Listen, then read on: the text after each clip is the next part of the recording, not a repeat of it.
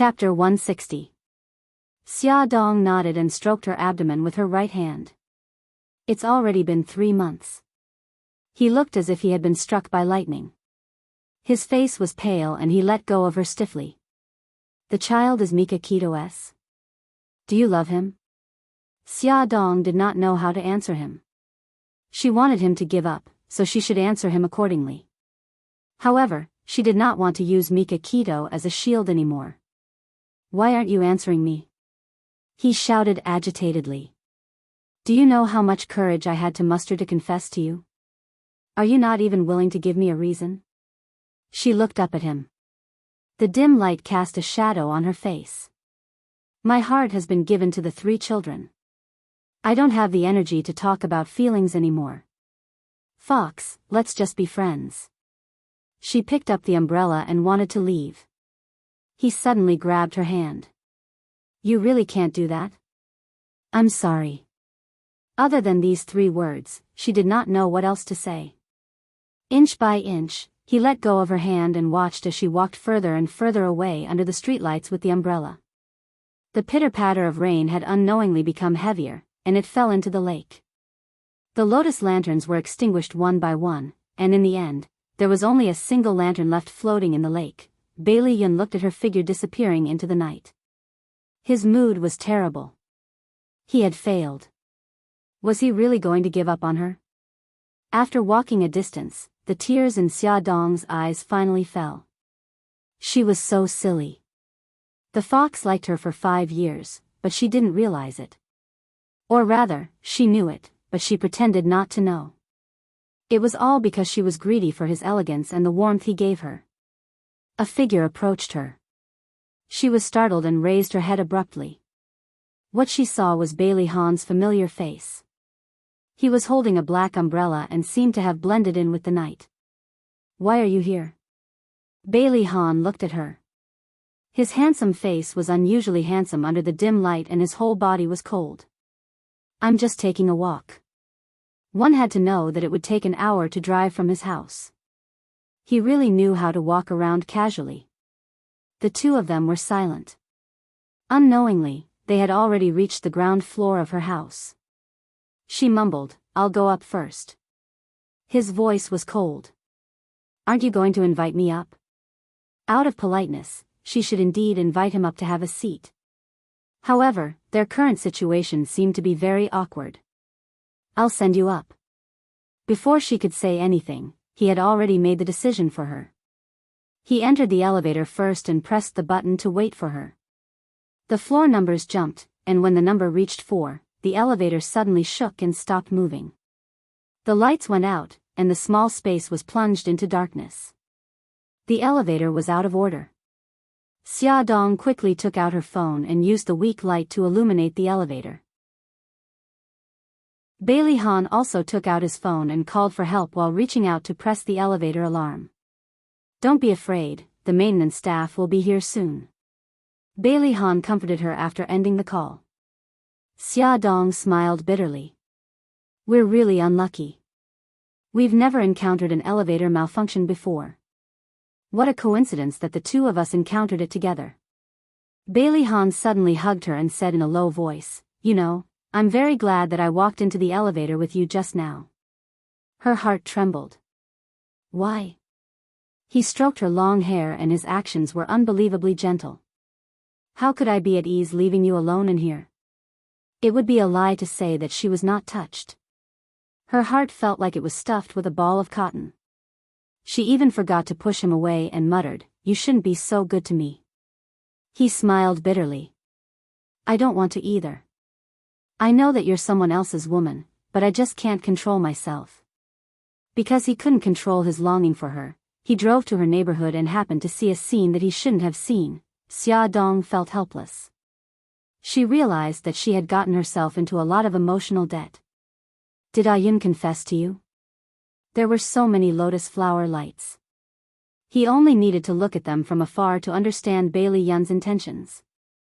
She softly said, Oh. Then how did you reply to him? His hand involuntarily tightened around her shoulders. She laughed. Didn't you say that I'm someone else's woman? Of course, I could only reject him. Looks like you really love Mika Keto. Bailey Hahn's anger rose in an instant. The narrow space was filled with a cold aura. She gently pushed him away and pursed her lips. She didn't say anything else. The atmosphere suddenly became very tense. Just then, someone knocked on the elevator door. The people inside don't worry. We'll get you out as soon as possible. There were clanking sounds outside the door. It was the maintenance staff using tools to pry open the elevator door. Soon, the elevator opened a very small gap. The gap grew bigger and bigger. A head peeked in from above the elevator door. It was a man in his 40s. Both of you, give me your hands. I'll pull you up. It was only then that Xia Dong realized that the elevator had stopped between the 4th and 5th floor. It was about 1.5 meters below the entrance of the staircase. If it were any other day, Xia Dong could easily climb up. But now, she was pregnant. Come up. Bailey Han understood her predicament. He squatted on the floor with his back facing her and pointed to his shoulder. She couldn't help but recall the time when they were on the deserted island. After she was bitten by a snake, he carried her on his back. He was already impatient. What are you waiting for? It's not the first time. Xia Dong's face instantly darkened. What did he mean by it's not the first time? It sounded very easy to think of strange things, okay. She carefully climbed onto his shoulder. He stood up steadily and slowly. The maintenance staff outside the elevator reached out to grab her and pulled her out. The maintenance staff reached out again and pulled Bailey Han out. Thank you so much. Xia Dong thanked the two maintenance staff gratefully. The maintenance staff exchanged a few pleasantries and continued to deal with the malfunction. Xia Dong and the others climbed the stairs upstairs. When the door opened, Xiao Bao, who was nestled on the sofa playing on the computer, didn't even raise his head. He said lazily, "Mom, why were you gone for so long?" "I'm back now, aren't I?" Xiao Bao, stop playing. Uncle Bailey is here. Hurry up and say hi to Uncle. Xia Dong took out a pair of clean slippers and placed them beside Bailey Han's feet. Xiao Bao quickly raised his head. His dark eyes stared intently at Bailey Han. His tone was a little harsh. "Bailey Han, what are you doing here?" "Xiao Bao, don't be so rude." Xia Dong reprimanded him sternly. Xiao Bao rarely got yelled at so harshly by her. He felt very wronged and glared fiercely at Bailey Han, who had just entered the room. "I hate you." He quickly jumped off the sofa, hugged his laptop, and ran back to his room. Bailey Han didn't look too good. Xia Dong was full of guilt. "I'm sorry. Xiao Bao is too willful. I didn't teach him well." His thin lips moved. "It's okay." She quickly asked him to sit down. "What do you like to drink?" "Tea." He looked around the living room. Although he had been here a few times, he had never really looked at it seriously. It was a very warm and cozy place that made people feel relaxed and comfortable. He leaned against the soft sofa and watched as she picked up the tea set. Her movements were elegant as she heated the teacups and poured the tea leaves. The tea leaves slowly sank and the tea leaves unfolded. The water vapor mixed with the fragrance of the tea rose like clouds. Her expression was calm as she poured, and ordered the tea. The tea slowly flowed into a small transparent glass teacup. You know the art of tea. Every time he got close to her, she would give him a new surprise. "I have a lot of time now. I'm interested, so I learned a little. Sorry for making a fool of myself." He picked up the teacup and smelled the fragrance of the tea leaves. "No, it's very good." He wasn't lying. Her skillful postures were even more standard and elegant than those rich miss who came from wealthy families and had learned the art of tea. She chuckled. He put down the teacup and looked at her. "Are you still feeling unwell now that your drug addiction is acting up every day?" "I'm already much better. The antidote you brought is very effective." I haven't thanked you properly yet. He smiled. You already owe me a lot of thanks. It doesn't matter if you owe me one less time. She raised her eyebrows. Are you blaming me for not repaying you? He crossed his arms and looked at her provocatively. You're the one who said it. I've never said it before. Xia Dong's mouth twitched. He had indeed never said it before. He had only asked her directly how she was going to repay him. Mom, Xiao Bao suddenly ran into the living room in a panic. Gi Gai has a fever. Xia Dong stood up from the sofa. The back of her hand accidentally hit the teacup and the hot tea spilled all over the table. It also scalded the back of her hand. She didn't take it to heart at all. She said, "Excuse me," and rushed to her daughter's room. Bailey Han frowned. His eyes were filled with worry as he chased after her. Xiao Guai was lying on the bed with her eyes tightly shut. Her delicate eyebrows were knitted together and her little face was filled with pain. Xia Dong quickly checked her temperature on her forehead. It was frighteningly hot. She quickly took a jacket and put it on Xiao Guai. Then she carried her and said to Xiao Bao, "Baby, Mommy will send Gi Gai to the hospital. After I leave, lock the door and go to bed early. Don't make me worry." "I got it, Mom. Hurry up and go." Xia Dong turned her gaze to Bailey Han. "I'm sorry. My daughter is sick. I have to take her to the hospital. I'll go with you." Bailey Han stretched out his arm without hesitation. "It's inconvenient for you. I'll carry the child." Xia Dong didn't refuse. She placed the child in his arms, took her handbag and umbrella, and hurried out. The elevator was working normally. Xia Dong was still a little worried. Bailey Han had already carried his daughter into the elevator. She had no choice but to follow. Fortunately, the elevator didn't have any more problems. It was still raining. Bailey Han took off his jacket and wrapped it around Xiao Guai. Xia Dong held the umbrella over their heads. Bailey Han found his car and put Xiao Guai in the back seat. "Sit behind the child. It'll be easier to take care of her." Xia Dong was worried that the rain on her body would get on Xiao Guai, so she took off her jacket. Bailey Han turned up the temperature. Beauty novel, Songshu 566.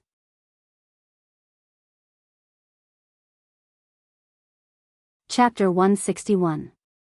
Xiao Guai was sent to the emergency room. Xia Dong sat in the corridor of the hospital and waited anxiously. Xiao Guai had been fine before she went out to meet Bailey Yun. Why did she suddenly have a fever? A fever meant that there was a possibility of infection. Severe anemia was more difficult to control after an infection, and it could be accompanied by complications such as sepsis. Xia Dong couldn't control her mind and kept coming up with scary thoughts. She stared at the door of the emergency room, and her teeth clenched slightly because of her trembling. Bailey Han sat beside her and clearly felt her fear. He couldn't help but reach out and hold her cold right hand. He whispered, "Don't worry, Xiao Guai will be fine." He didn't understand why she was so scared when it was just a common fever and a cold. His strength seemed to be transmitted to her through his palm, making her feel that she wasn't alone and that there was someone with her to get through this difficult time. Her emotions gradually stabilized. Bailey Han felt that Xia Dong had stopped trembling. He wanted to retract his hand, but he couldn't bear to. Unexpectedly, she suddenly pulled her right hand out and said softly, "Bailey Han, thank you. It's late now, you should go back first." An inexplicable anger surged in his heart. "Do you think I can leave at this time?" So what if she relied on him a little? Xia Dong bit her lip and didn't say anything else. She was afraid that she would become more greedy for his warmth and hurt his heart. She had already caused enough trouble and didn't want to add another one. They sat quietly in the corridor. Even though they didn't speak, Xia Dong's heart calmed down a lot. After some time, the door of the emergency room finally opened and the doctor walked out. Xia Dong hurriedly went up to him and Bailey Han followed closely behind. "Doctor, how's my daughter?" The doctor's gaze fell on the two of them. The patient is out of danger, but she's still in a high fever and her respiratory tract is infected. We're already thinking of ways to control her condition. Doctor, please save my daughter. Because she had always been careful in the past, even though Xiao Guai's health was poor, he had never been infected. Once she heard that Xiao Guai had a respiratory infection and a high temperature, Xia Dong panicked. Don't worry. Your daughter's current situation is already considered relatively good among the similar diseases.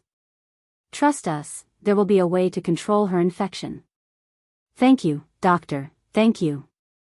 Xiao Guai was sent to the isolation ward. After Xia Dong and Bailey Han disinfected themselves, they put on isolation suits, masks, and gloves before they were allowed to enter the ward. Her face was pale. She was lying in a pile of instruments, and there was a thin tube in her nose. Xia Dong felt distressed when she saw it. She blamed herself. If she hadn't gone downstairs to see Bailey Yun, if she had stayed by her daughter's side, her daughter might not have had a fever. Bailey Han patted her shoulder. When they came out of the isolation ward, Bailey Han's expression was grave. What illness does Xiao Guai have? From the conversation between the doctor and Xia Dong, he had already guessed that Xiao Guai's illness was not simple. It's just ordinary anemia. Xia Dong didn't dare to tell him the truth for fear of arousing his suspicion. He naturally didn't believe it. Although he wasn't a doctor, he knew that ordinary anemia couldn't have such serious symptoms.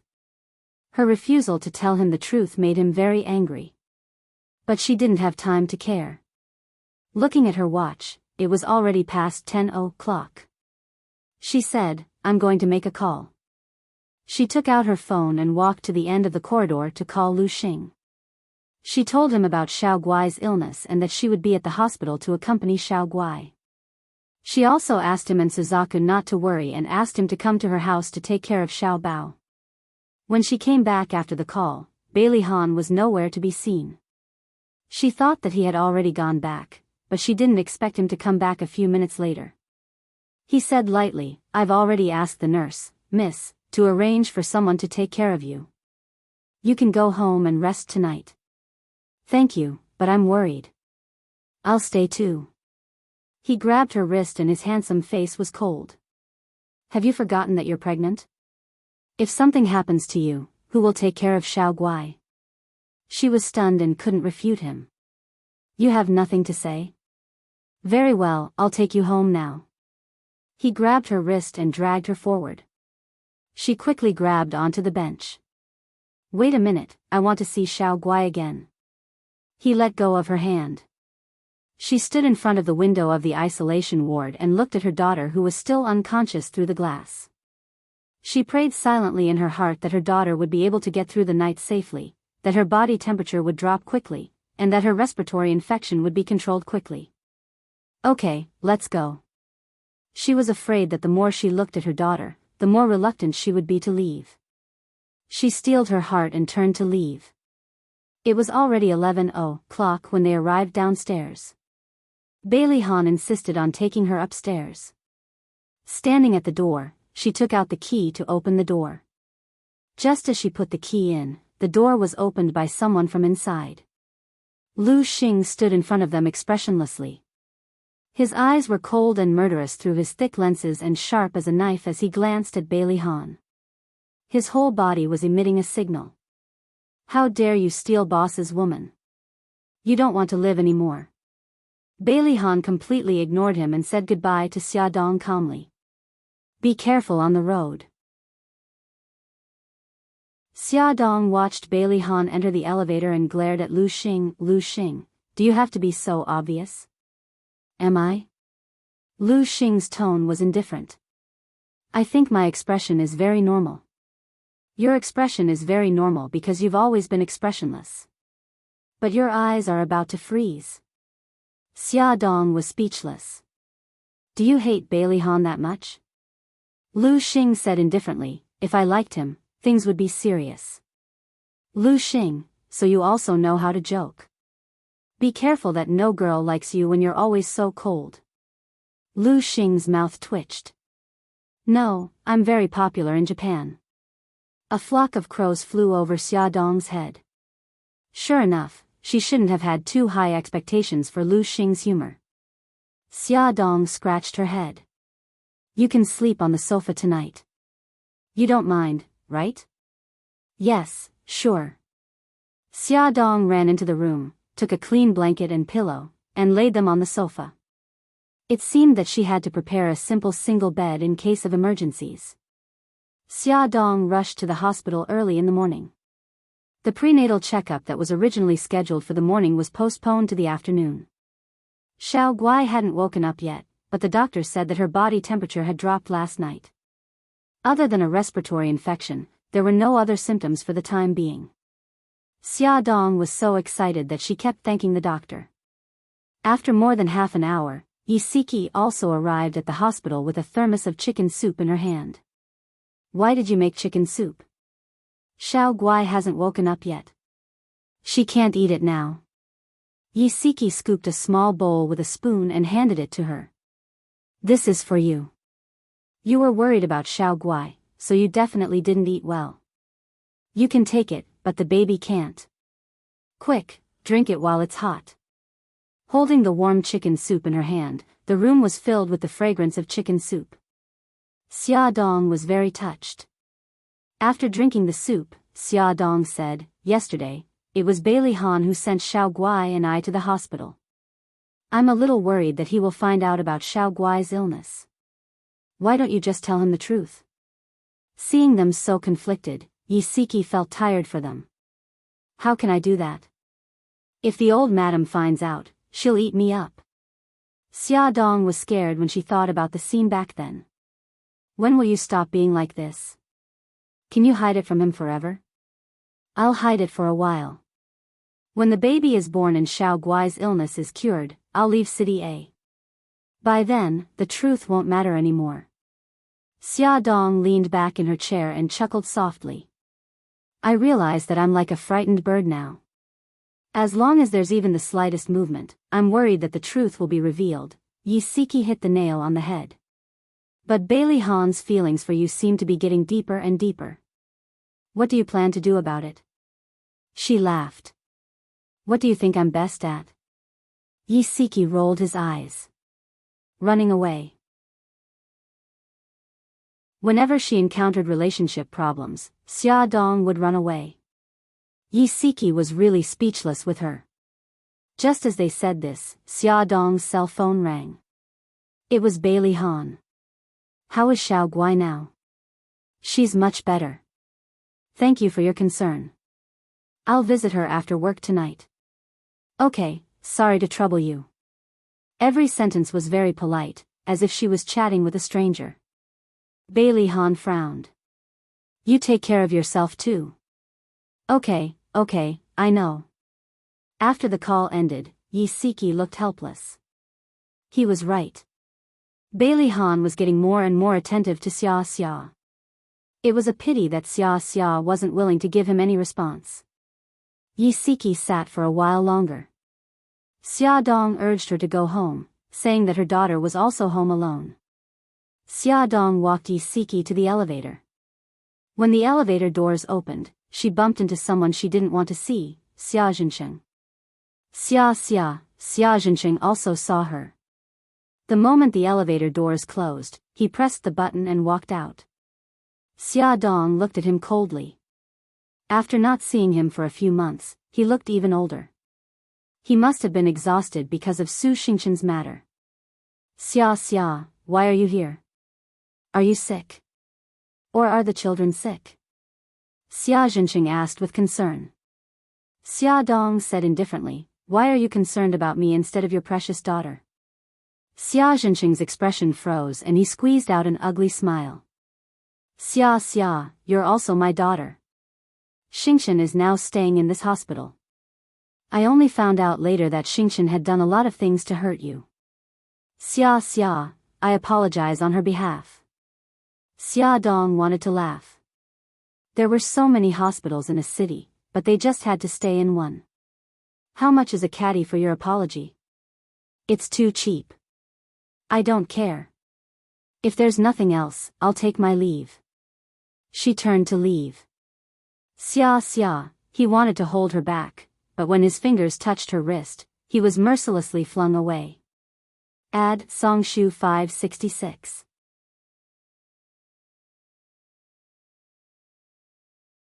Chapter 162. Xia Zhenqing watched as she walked further and further away. In the end, he couldn't help but secretly follow her. In the end, he found that she had stopped in front of the isolation ward. He didn't dare to approach her and could only watch from afar. When she changed into the isolation gown and entered the ward, he acted like a thief and leaned against the wall. He saw his cute little granddaughter lying on the hospital bed, her face pale and weak to the point that it made his heart ache. His phone suddenly rang. Xia Zhenqing hurriedly covered his phone and quickly ran away. He lowered his voice, "Honey. Xia Zhenqing, where are you now? Why haven't you come down after so long?" Su Murong's unhappy voice came from the phone. "I just asked you to come down and get something. You're not happy, are you? Honey, you misunderstood. There were too many people in the elevator, so I waited for a few more minutes." Xia Zhenqing quickly ran to the elevator. When he reached this floor, he quickly pressed the button. "Hurry up and come down." Su Murong didn't wait for his reply and impatiently hung up the phone. Xia Zhenqing ran all the way out of the hospital. In the parking lot outside the hospital, a luxury car was parked. Seeing him appear, the car window slowly rolled down. Su Murong handed a bag of clothes out of the window. She frowned and complained, "This is Xingqian's change of underwear.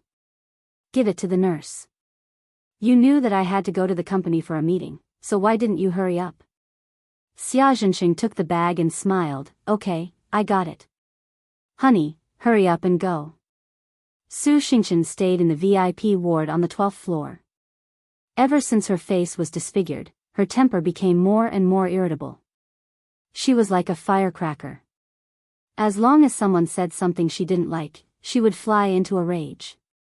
Because of this, Xia Zhenqing had to be careful. He even helped to say a lot of good things to the doctors and nurses. Although her temper was irritable, in front of Su Murong, she was as obedient as before. So every time Su Murong heard Xia Zhenqing say that Su Xingqian's temper became worse, she didn't take it seriously. This only increased Su Xingqian's temper. When Xia Zhenqing returned to the ward, Su Xingqian was throwing a tantrum again. The things on the bedside table were scattered all over the floor. The cause was that Su Xingqian's hair was accidentally hooked by the nurse when she wiped her body. Su Xingqian had her first plastic surgery and her face was wrapped in gauze. She leaned against the bed and pointed at the nurse's nose and scolded her. The nurse's sorry, but she didn't let her. Xia Zhenqing couldn't stand it anymore. He put the bag aside and said, "Xingqian, she didn't do it on purpose. Don't blame her anymore." "She didn't do it? Then she did it on purpose to kill me?" Xia Zhenqing's suit look, teet, so what if I? Xingqian, of her testes, Su B's not be laughed. Xia Zhenqing immediately shut his mouth. He knew that if he continued to argue, Su Xingqian's mood would only get worse. He waved his hand and called the nurse outside the door. Lowering his voice, he said, "Little Wang, Xingqian's current condition is not good. She often says some unpleasant things. Don't take it to heart." Little Wang had taken care of many patients before and had seen many with bad tempers. However, it was her first time seeing someone like Su Xingqian. She felt wronged. "Mr. Xia, I can't do this job. You should hire someone else." "Little Wang, please be understanding." Xia Zhenqing said some nice words, but Little Wang didn't want to take it anymore. "How about this, Little Wang, I'll give you double your salary. You can hold on a little longer, okay?" Little Wang hesitated. The Su family was already giving her a high nursing fee. If she were to double it, the amount would be considerable. However, with Su Xingqian's temper, after hesitating for a while, she finally nodded her head. Xia Zhenqing breathed a sigh of relief. In this month, Su Xingqian had already angered 2 nurses. If little Wang also quit, he really didn't know where to find such an experienced and good-tempered nurse. After comforting the nurse, Xia Jinqing returned to the ward. Xingchen, you rest for a while. I'm going out to do something. Didn't you just come downstairs? Su Xingchen had been lying on the bed for a long time. Whenever she saw someone else walking around freely, her heart would burn with anger. I just came downstairs to get your clothes. I'm going out to buy some fruits for you. Okay then. Come back quickly. Xia Jinqing didn't take the elevator directly to the ground floor. Instead, he stopped on the 7th floor. This was where he met Xia Dong. He wanted to take a few more glances at Xiao Guai. On Xia Dong's side, the situation was a bit complicated. She didn't expect her aunt and uncle to suddenly visit the children at her home. Lu Xing didn't know the situation and directly told them that Xiao Guai was hospitalized. The two elders rushed to the hospital. When they saw Xiao Guai in the isolation ward, they immediately thought that Xiao Guai was seriously ill. They didn't believe Xia Dong's words and directly ran to the doctor's office to ask about Xiao Guai's condition. Xia Yun kept wiping her tears. How did this happen? How did Xiao Guai get this kind of illness? Xia Dong comforted, Aunt, don't be sad. Xiao Guai's illness can still be treated. She will definitely get better. Xia Yun's expression suddenly became fierce. Pa. She slapped her on the arm. Xia Dong, you're so capable now, aren't you? How dare you hide such a big thing from me? If I didn't find out now, how long were you going to hide it from me? Aunt. Xia Dong hugged her arm. Just like when she was young, she softly begged for mercy. Aunt, don't be angry. I just didn't want you and Uncle to worry. It's all my fault. Scold me all you want, but please don't be angry. If you hurt your body, Uncle and I will be heartbroken. You're so glib. Xia Yan angrily poked her forehead with her finger and sighed. I heard from the doctor that Xiao Guai has to undergo an umbilical cord blood transplant. What should we do? Xia Dong leaned over and whispered something in her ear.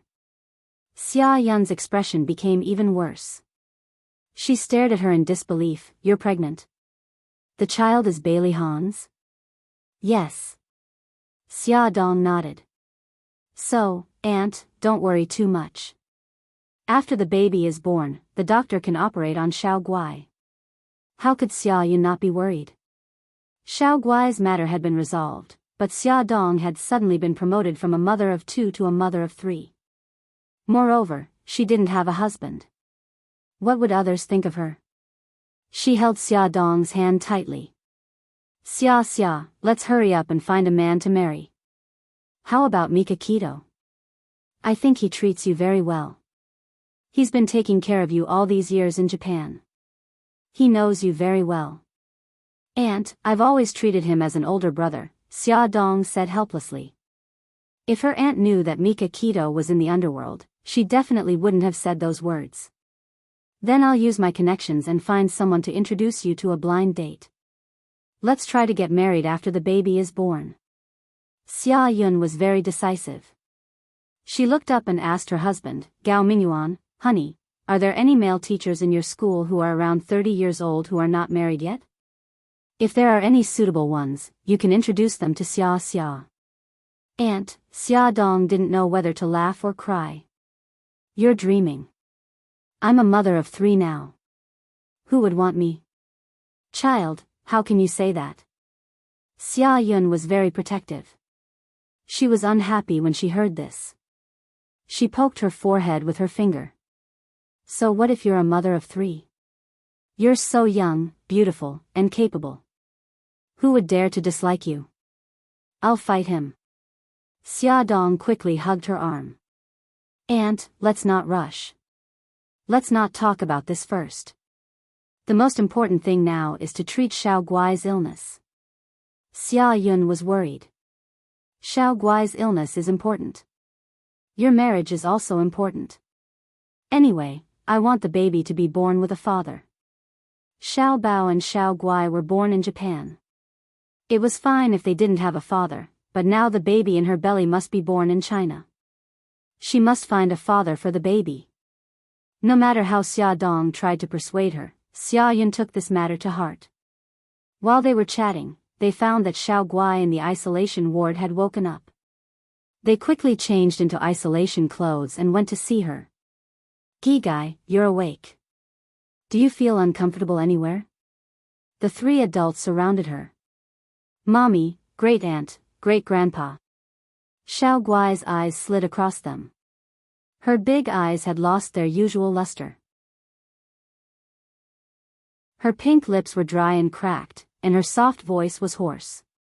Mommy, I feel so uncomfortable. Where do you feel uncomfortable? Tell Mommy.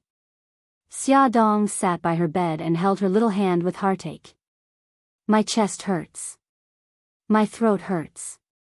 My head is dizzy, and I want to vomit. Don't be afraid. Great-aunt will call the doctor for you. Xia Yun let Xia Dong stay with the child while she hurried out to call the doctor. Unexpectedly, when she reached the corridor, she saw Xia Zhensheng walking over in a panic. She shouted, Xia Zhensheng. Xia Zhensheng had been peeking outside the isolation ward. He didn't expect Xia Yun to suddenly come out and be caught red-handed. He looked embarrassed. What are you doing here? Are you peeking at Xiao Guai? Xia Yun was angry when she saw him. She said angrily, don't come here again. We don't want to see you again. Xia Yun shouted so loudly that everyone in the room heard it.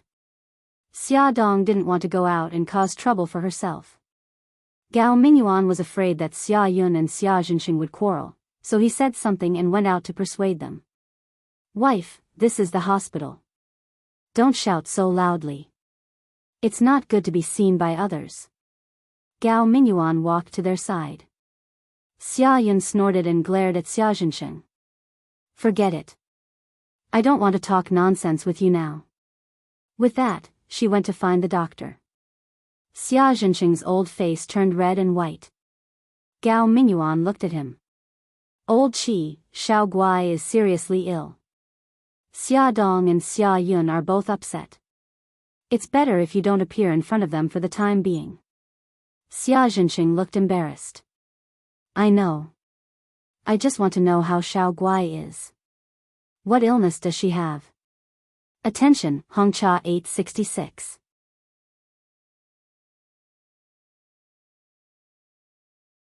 Chapter 163. Aplastic anemia. Gao Mingyuan patted him on the shoulder. I know you're not doing well either. I advise you to stay away from us. If the Su family finds out, they won't let you off easily. I understand. Xia Zhensheng was embarrassed by his words. Xingxian is also staying in this hospital. I'll go up first. Gao Mingyuan couldn't help but sigh as he watched Xia Zhensheng's fleeing figure. He still remembered how Xia Ling and Xia Dong had suffered when Xia Zhensheng abandoned them. He also knew that Xia Zhensheng had secretly helped Xia Ling's small restaurant, but Su Murong soon came looking for them. The next day, a group of hooligans came and smashed Xia Ling's restaurant. He didn't need to guess to know that it was Su Murong's doing. Doctor, please take a look. How is the child now? After a detailed examination, the doctor said, the patient's temperature is normal, and the respiratory infection is under control. There are no other symptoms of infection. Her condition is relatively good. But the child is uncomfortable. Chest pain, throat pain, dizziness, nausea. Her upper respiratory infection is acute pharyngitis and laryngitis. Chest pain and throat pain are normal reactions. Dizziness and nausea are also symptoms of aplastic anemia. The doctor explained in detail and said, I'll prescribe some medicine for her to relieve her current symptoms. Thank you, doctor. After the doctor left, Xiao Guai lay weakly and pitifully, looking at Xia Dong with teary eyes. Mommy, it's all my fault. Gigai, what's wrong? Xia Dong stroked her hair. I really want to eat ice cream, but Mommy and brother won't let me eat it. Mommy wasn't home last night, so I ate ice cream without telling brother. It was because Xiao Guai ate ice cream that she got a fever. Xia Dong hugged her, her heart full of guilt. If she had been at home with the child, this wouldn't have happened. Big drops of tears rolled down from Xiao Guai's eyes. She sobbed, "Mommy, it's all my fault." "It's okay, it's okay. Gigai, don't cry," Xia Dong coaxed her gently. "Gigai will get better soon, but you can't eat ice cream anymore, okay? I won't eat it anymore." Xiao Guai nodded sensibly. After lunch, Xia Dong went to the People's Hospital for a checkup. Xia Yun went home to make soup for Xiao Guai while Gao Mingyuan stayed at the hospital to take care of her. After the prenatal checkup, Lin Shihao said that both the fetus and the mother were healthy. Xia Dong hesitated for a moment and asked, "Shihao, I want to know if the medicine has any effect on the child. When will it be tested?" "From the 16th to the 20th week of pregnancy, you can perform an examination for abnormalities. Through the Tang screening, you can screen the development of the fetus's neural tube. At around the 24th week, you can perform a three-dimensional ultrasound to observe whether the general structure of the limbs and organs is deformed." Xia Dong took note of the time seriously. Lin Shihao said, "How is Xiao Guai now?" Xia Dong repeated what the doctor said. Lin Shihao comforted her. "She'll be fine after the infection is controlled. Don't worry too much." "Okay, I'm fine. Go on with your work. I won't disturb you anymore." Xia Dong smiled. Someone knocked on the office door. Lin Shihao said, "Come in." Bai Meiwei walked in with a cup of coffee. She placed the coffee on Lin Shihao's desk and said with a smile, "I bought coffee just now, and I bought a cup for you too. I know you like black coffee without sugar." Lin Shihao smiled. "Thank you." Xia Dong recognized Bai Meiwei. She was the woman who sat in Lin Shihao's car that day. "Okay, senior, I won't disturb you anymore." Bai Meiwei's gaze fell on Xia Dong. She nodded politely and walked out of the office. "I should get going too." "Shihao, sorry to trouble you." "You don't have to be so polite." Lin Shihao walked her to the door of the office. Bailey Han got off work early and drove to the hospital to visit Xiao Guai. Yi Siki was also there. Xia Dong was feeding Xiao Guai food. Through the glass, he saw her patiently feeding Xiao Guai a spoonful of soup. Then she used a tissue to wipe away the soup stains on her lips. Yi Siki walked up to him. "Bailey Han, I want to talk to you." They were sitting in the corridor. The door to the isolation ward was closed, so their voices couldn't be heard. Yi Siki looked up at the glass window. Xia Dong was focused on feeding Xiao Guai and didn't notice them. She lowered her voice and said, "Do you really like Xia Dong?" She thought he wouldn't answer, but to her surprise, he answered with a serious yes. Yi Siki smiled. "Will you despise her because she's an unwed mother?" He frowned. "No. He was an unwed father himself, wasn't he? If, and I'm saying if, Xia likes you too, will you marry her?" Bailey Han's gaze was deep and penetrating. "Miss Yi, what are you trying to say?" Yi Siki smiled. "Don't get so agitated. I just want Xia to be happy." Bailey Han's gaze froze. He said calmly, "She has Mika Keto now. They're already engaged." Yi Siki retorted sharply, "You and Su Yunxian were also engaged. Are you two together now?" Bailey Han's face darkened. "She's pregnant with Mika Keto's child." Yi Siki sneered.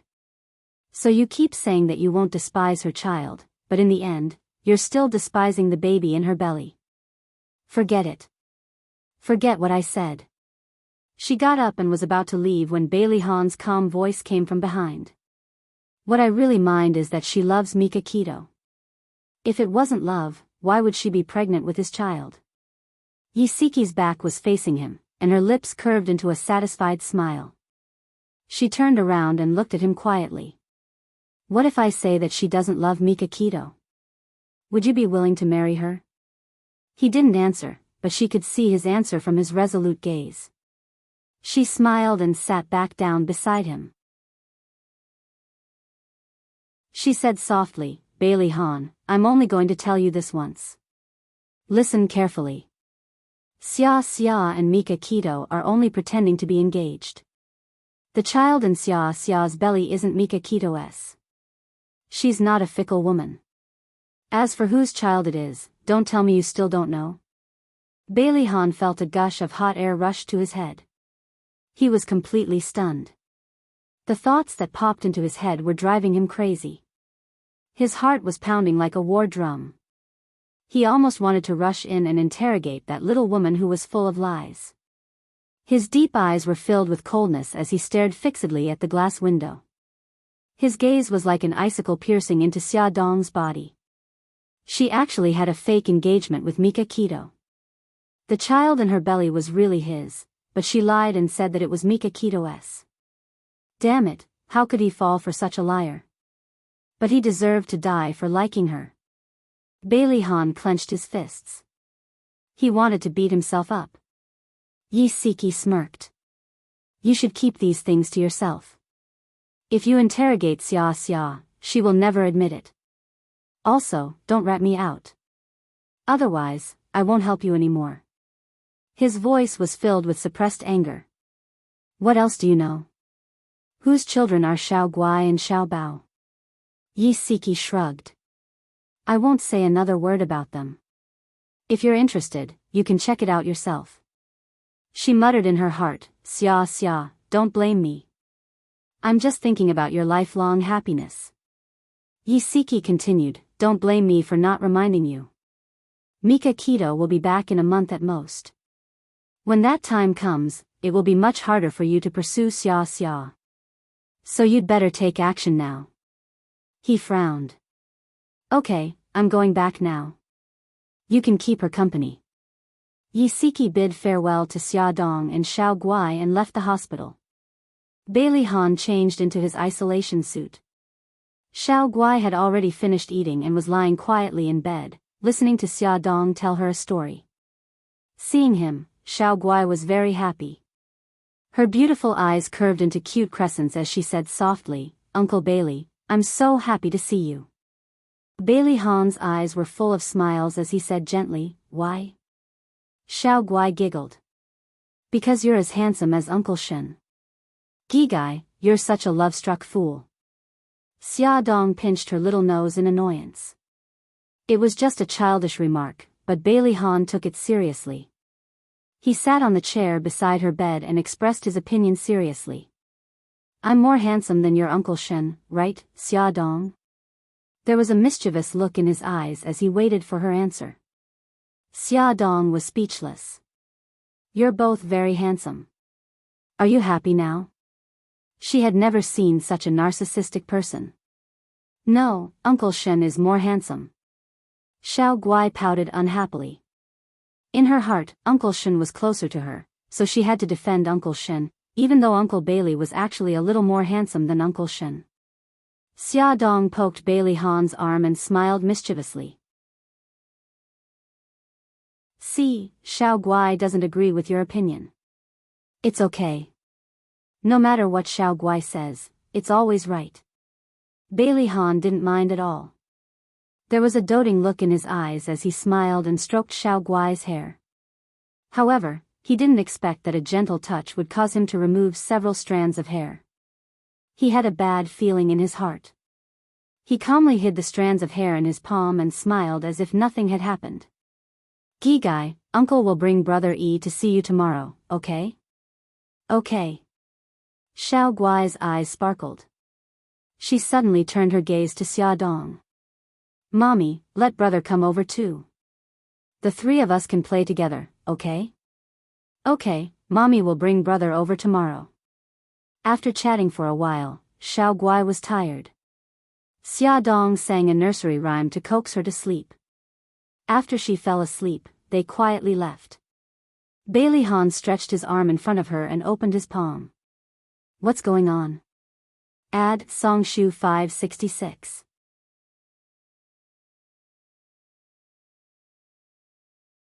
Chapter 164. Xia Dong looked at the hair in his hand and her heart tightened. She said bitterly, she's anemic and doesn't have enough blood, so her hair loss is more serious. Even if she's anemic, her hair loss shouldn't be this serious. He held the hair in his hand and looked at her deeply. Xia Dong, don't lie to me anymore. What illness does Xiao Guai have? Xia Dong gritted her teeth. Anemic. Bailey Han's face darkened. It's okay if you don't want to tell me. I can ask the doctor. You're not the patient's family. You have no right to get the patient's condition from the doctor. I have many ways to get the doctor to tell me. She sat on the bench and covered her face with both hands. Her voice was tired. Bailey Han, don't force me. I'm not forcing you. I just want to know the truth. He just wanted to enter her life and understand her better. But I don't want to say it. I beg you, leave me some dignity, okay? She suddenly looked up at him. Her beautiful face and beautiful eyes were covered with a layer of mist. His heart softened. She wanted freedom, so he gave her freedom. She wanted dignity, so he gave it to her. However, she was the woman he liked.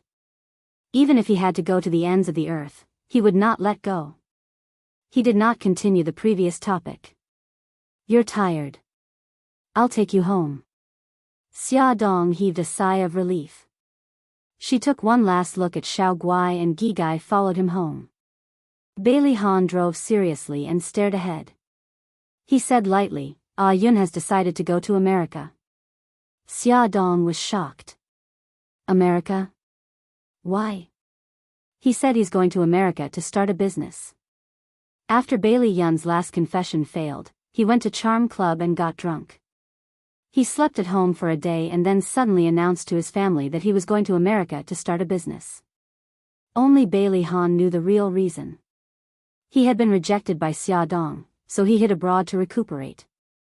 As for starting a business, Bailey Han had reservations. Xia Dong fell silent. She guessed that Bailey Yun went abroad because she rejected him. After Bailey Han sent Xia Dong home, he sat for a while before leaving. When Xia Dong walked him to the door, he suddenly said, I want to touch your belly. Ah. Let me feel the baby, he said seriously. Xia Dong blushed. She grabbed his outstretched hand and placed it on her abdomen. She said softly, It's only 3 months. I can't feel the fetal movement. Her abdomen was slightly protruding. When he placed his hand on it, there was a strange feeling. His expression was calm, but his heart was in turmoil. He couldn't help but be excited. That was his child. Even though the child hadn't moved yet, he had a feeling that it was his flesh and blood. He suddenly pulled her into his arms and said hoarsely, Take good care of the baby. She was at a loss. Yes, I will. Okay, I'm leaving. He stroked her hair gently and looked at her abdomen with a tender gaze. His warm gaze made Xia Dong feel uneasy. Could it be that he had found out something? No, that's impossible. If he knew that the baby was his, he wouldn't be so calm. Yes, that's right. It was already past 10 o'clock. Xia Dong was still hesitating whether she should call Bailey Yun to ask about the situation. However, she had just rejected him. If she contacted him now, it would be like rubbing salt on his wound. Bailey Han's words before he left suddenly appeared in her mind.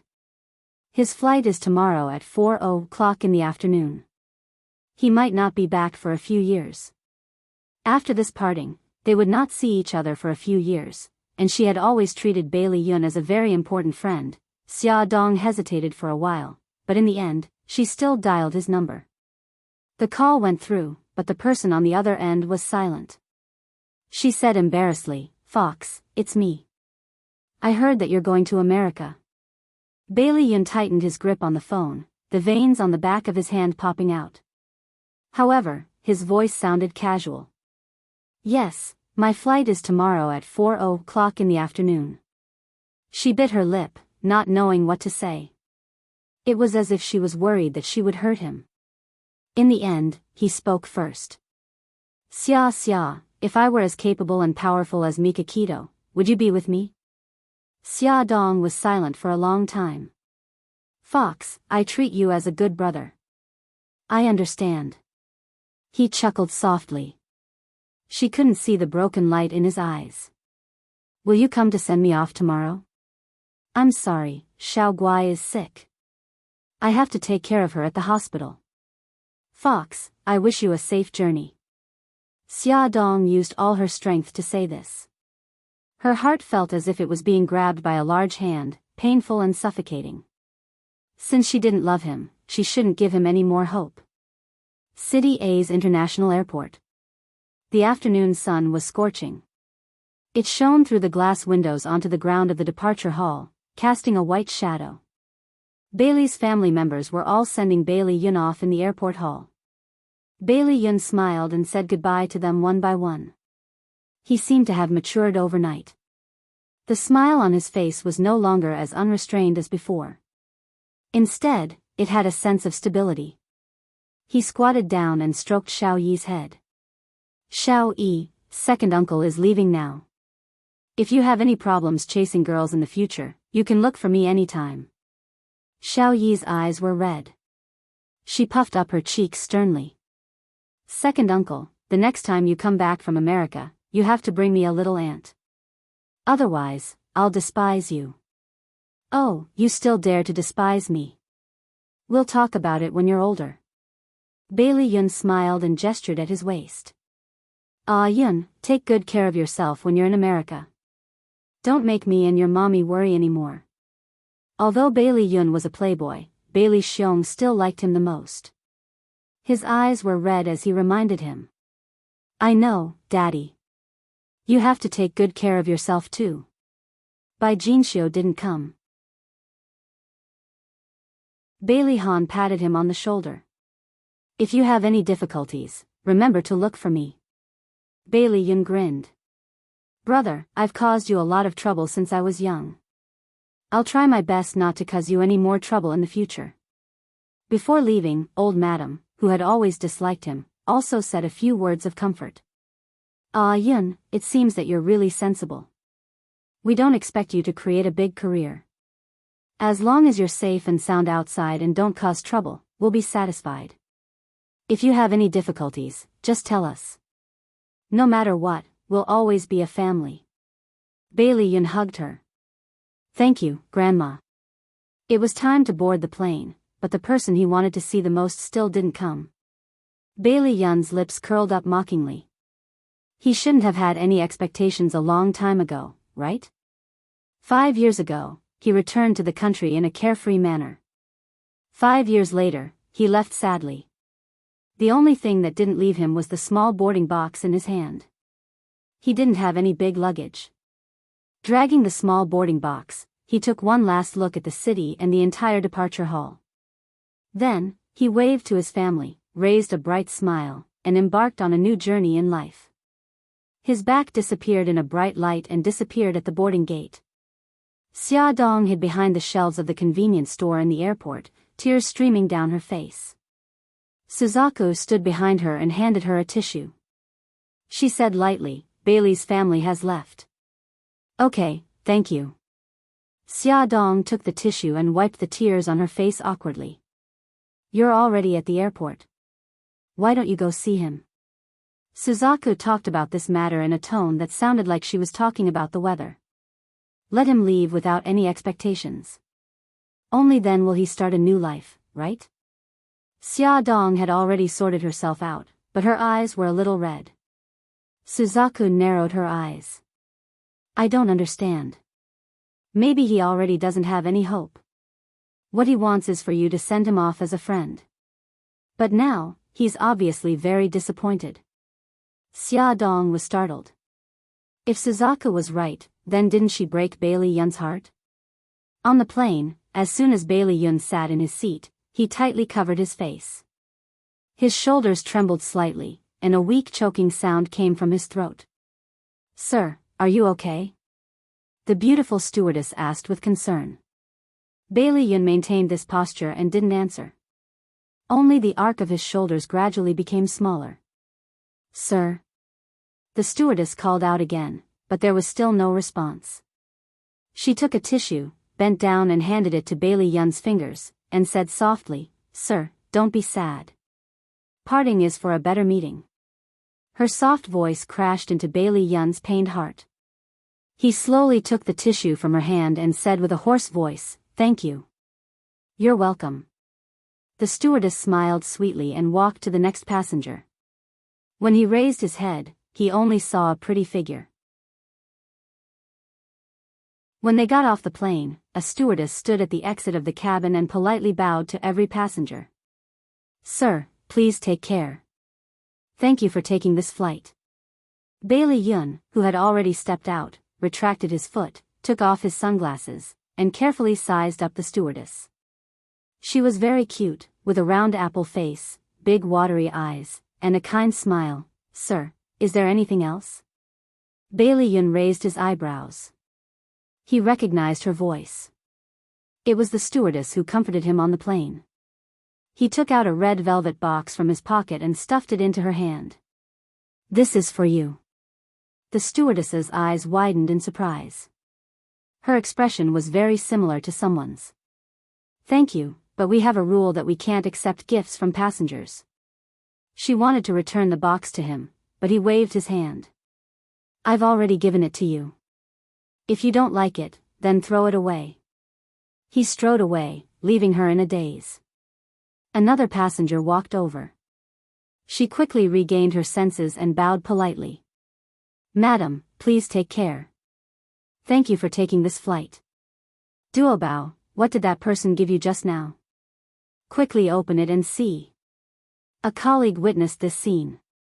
After the cabin was empty, he went up to her and gossiped. "I don't know either." Li Duobao was very innocent. She didn't understand why that stranger forced something on her. "Open it and see." Her colleague Su Qing snatched the box from her hand and opened it. He was stunned. What a beautiful bracelet. This is Cartier's rose gold bracelet. From the looks of it, it should be specially custom-made. There are words behind it. Summer star. What does it mean? Li Duobao's delicate nose wrinkled. She suddenly thought of something. Maybe it's the name of his beloved loved one? Li Duobao nodded heavily. "I remember now. Before the plane took off, I saw a man with his head lowered. He seemed to be crying. I took a tissue to comfort him. That man's hairstyle and clothes were exactly the same as the man who gave me the bracelet just now. I think he might be sad because he was separated from the person he loves." Bai Li Yun had a head full of golden hair. It was really too easy to recognize him. "Oh my God, just because you comforted him, he gave you such a valuable bracelet?" Su Qing wanted to cry. Why didn't such a good thing happen to him? Li Duobao's cute apple face collapsed. "But I can't accept it. How can I return it to him?" Su Qing shrugged with an expression that said, "You can find out his identity through the registration list. But Miss Li Duobao, don't forget that this flight is to New York. Even if you're looking for a needle in a haystack, you won't be able to fish him out." "That's true." Li Duobao's little face wrinkled. "But even if it's hard to find him, I'll still find him." Su Qing shouted exaggeratedly, "Anyway, he gave it to you willingly. Just accept it. Why do you have to find trouble?" "Because I don't deserve it. I won't be able to sleep with this thing." Li Duobao sighed. "Besides, this is a gift that he intends to give to his beloved. What's the matter with me accepting it?" She had already made up her mind to keep the bracelet well. As long as she found that man, she would return it to him. Bailey Yun walked out of the airport. It was morning in New York. The city was bustling with people and no one would stop to look at him. He swore that he would let everyone in this city know his name within a year. Lin Yi once asked him why he didn't stay in a city if he was determined to develop his career. It was the place where he grew up. He could also get the protection of his family. He replied that he wanted to be like Bailey Han. He wanted to use his own ability to make the people in Bailey's family look at him in a different light. He wanted to make her look at him in a different light. But at that time, he didn't know that Xia Dong wouldn't wait for him for a year. The thing that Su Yunxian was worried about finally happened. She went to visit the old madam. The old madam's attitude towards her suddenly became lukewarm. Bai Jinxiu, who had always loved her, also distanced herself from her. Su Yunxian knew that her plan was exposed. Seeing that the situation wasn't right, she immediately changed. Tears poured out of her eyes and she said in a sobbing voice, "Grandma, Mommy Bai, I'm here today to apologize." The old madam said faintly, "Why do you say that?" "Grandma, I know that I'm wrong about pretending to be pregnant. But that's because I love Han too much," Su Yunxian said as she wiped her tears. Her pitiful look was really beautiful. "Grandma, you know how Han treats Xia Dong. I'm afraid that he will be taken away by Xia Dong. I'm also worried that he will remember the past because of Xia Dong. His head." Ad Hongcha 866.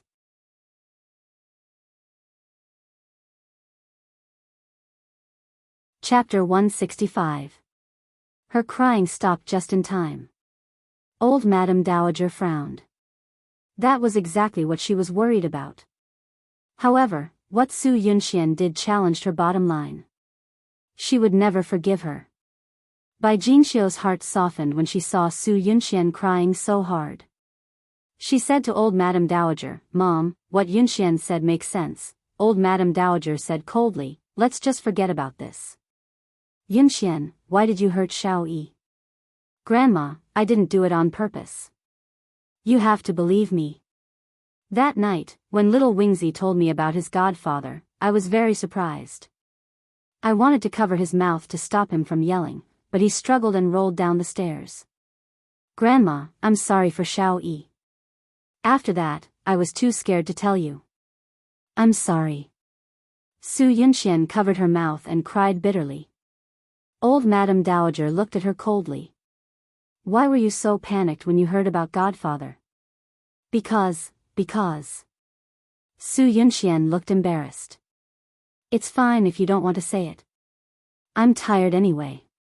Old Madame Dowager took her walking stick and gestured for her to leave. Su Yunxian hurriedly said, "Grandma, listen to me. Godfather is the middleman of the killer organization in a city. Xingchen once contacted him to contact killers to kidnap Xia Dong. That's why I know about Godfather." Old Madame Dowager frowned. "Kidnap Xia Dong? What's going on?" Su Yunxian had already planned it out. She told Old Madame Dowager how Suzaku and White Tiger kidnapped Xia Dong, and how Su Xingchen became the mastermind behind the scenes. In short, there was only one central idea. All the bad things were done by Su Xingchen, and it had nothing to do with her. Old Madame Dowager's eyes were sharp. "Xiao Yi said that she heard Godfather talking to you on the phone. Since you have nothing to do with this, why did Godfather contact you?"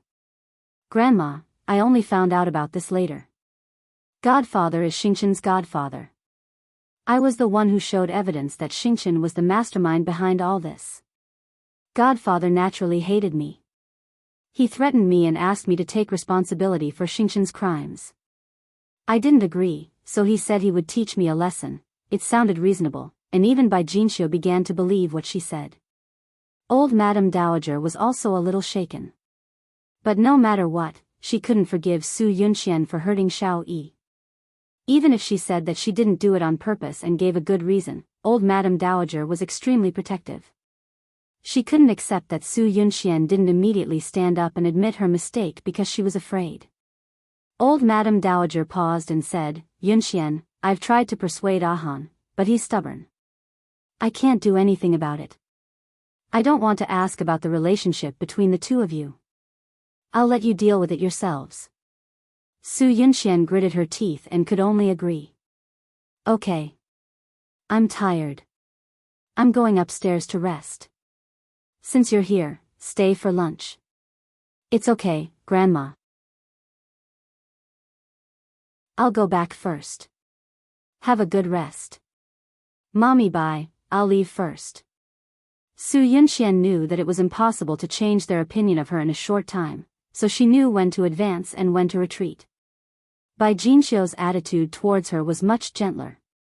She said, Yunxian, let me walk you out. Su Yunxian quickly said, Mommy Bai, you don't have to be so polite. Let's go. Bai Jinxiu gave her a look, hinting that she had something to say to her. The two walked out of the living room hand in hand. Bai Jinxiu whispered, Yunxian, little Jing is coming back. Old Madame Dowager listens to little Jing the most. When the time comes, ask little Jing to put in a good word for you. Su Yunxian was delighted. Thank you, Mommy Bai. I know what to do. The little Jing that Bai Jinxiu was talking about was Bailey Han's younger sister, Bailey Jing. She was also the only little princess in the family. She had been doted on by the whole family since she was young. Like Bailey Yi, she was old Madame Dowager's favorite person. Su Yunxian drove out of the Bailey mansion. She slowly came up with a plan in her heart. She didn't go to the company, but directly drove to the hospital where Su Xingchen was. China's extensive and profound cultural heritage had a saying, enemies are bound to meet on a narrow road. Su Yunxian felt that this saying was made for her and Xia Dong. Su Yunxian stood at the innermost part of the elevator. The moment the elevator closed, Xia Dong pressed the elevator button and walked in. However, Xia Dong didn't see her. Xia Dong walked out of the elevator on the 7th floor. Su Yunxian's brows furrowed and a trace of calculation flashed across her eyes. Uncle, I'm here to see Xingchen. Su Yunxian pushed the door open and entered. Xia Zhenqing was peeling fruit for Su Xingchen. Xia Zhenqing hurriedly gave up his seat. Yunxian, you're here. You guys chat first. I'll go out for a while. When Su Xingchen saw Su Yunxian, his temper rushed up. He said sarcastically, My dear cousin, don't you feel sick of seeing me make a fool of myself every few days? Only the two of them were left in the ward. Su Yunxian didn't have to pretend anymore. She smiled faintly. Sick of it? Why would I be sick of it? On the other hand, Xingchen, I heard that your temper is getting worse and worse. You even drove away a few nurses in anger. Your current state will only make the person who harmed you more excited. Su Xingchen sneered. Aren't you the one who harmed me? Su Yunxian ran her fingers through her hair and smiled brightly. Every injustice has its perpetrator and every debt has its debtor. Even if you want to take revenge, you should know who your opponent is. To tell you the truth, I've already broken up with Han. Right now, Xia Dong is the biggest winner. Do you still want to fight with me and let her reap the benefits? Su Xingchen questioned, Do you think I'll believe your words? Su Yunxian retorted. You've already become like this. What's the point of lying to you? Su Xingchen was so angry that he almost broke his teeth. His head was wrapped in gauze, revealing only a pair of eyes filled with hatred. She said coldly, Don't think that I can't do anything to you just because I've become like this. Su Yunxian shrugged. Of course not. I know you have a very powerful godfather. She smiled lightly. Xingchen, I'm here to tell you a piece of good news. What good news can you have? She smiled mysteriously. Bailey Jing is coming back. Don't you think that's good news? Su Xingchen's eyes lit up. Bailey Jing grew up with him. Their relationship was very good. At least, in Bailey Jing's eyes, that was the case. Bailey Jing had a lot of authority in the Bailey family. If she was willing to help him, Su Xingchen couldn't help but clench his fists. Su Yunxian saw his reaction and laughed softly. I just saw Xia Dong on the 7th floor of the inpatient department. Enemies are bound to meet on a narrow road. Why is she here? I don't know. I'll leave first. Have a good rest. Su Yunxian achieved her goal and didn't stay any longer. Su Yunxian's words were like stones, causing 1,000 ripples in Su Xingchen's heart. Her hatred for Xia Dong increased day by day after her disfigurement. She wanted to know everything related to her. Su Xingchen found an excuse to send Xia Zhenqing away. Then, with a head full of gauze, he took the elevator to the 7th floor. She searched ward by ward and finally saw Xia Dong outside the isolation ward. She was playing with Xiao Guai. The mother and daughter were laughing happily. Su Xingchen couldn't wait to rush in and strangle them. In the evening, Su Murong came to visit Su Xingchen after work. Su Xingchen secretly told Su Murong about Xia Dong's daughter being hospitalized. Su Murong advised her not to act rashly, but Su Xingchen didn't give up. She had already found out that Xia Dong would leave the hospital every night after coaxing Xiao Guai to sleep. The best way to make Xia Dong suffer was to hurt the person she cared about the most.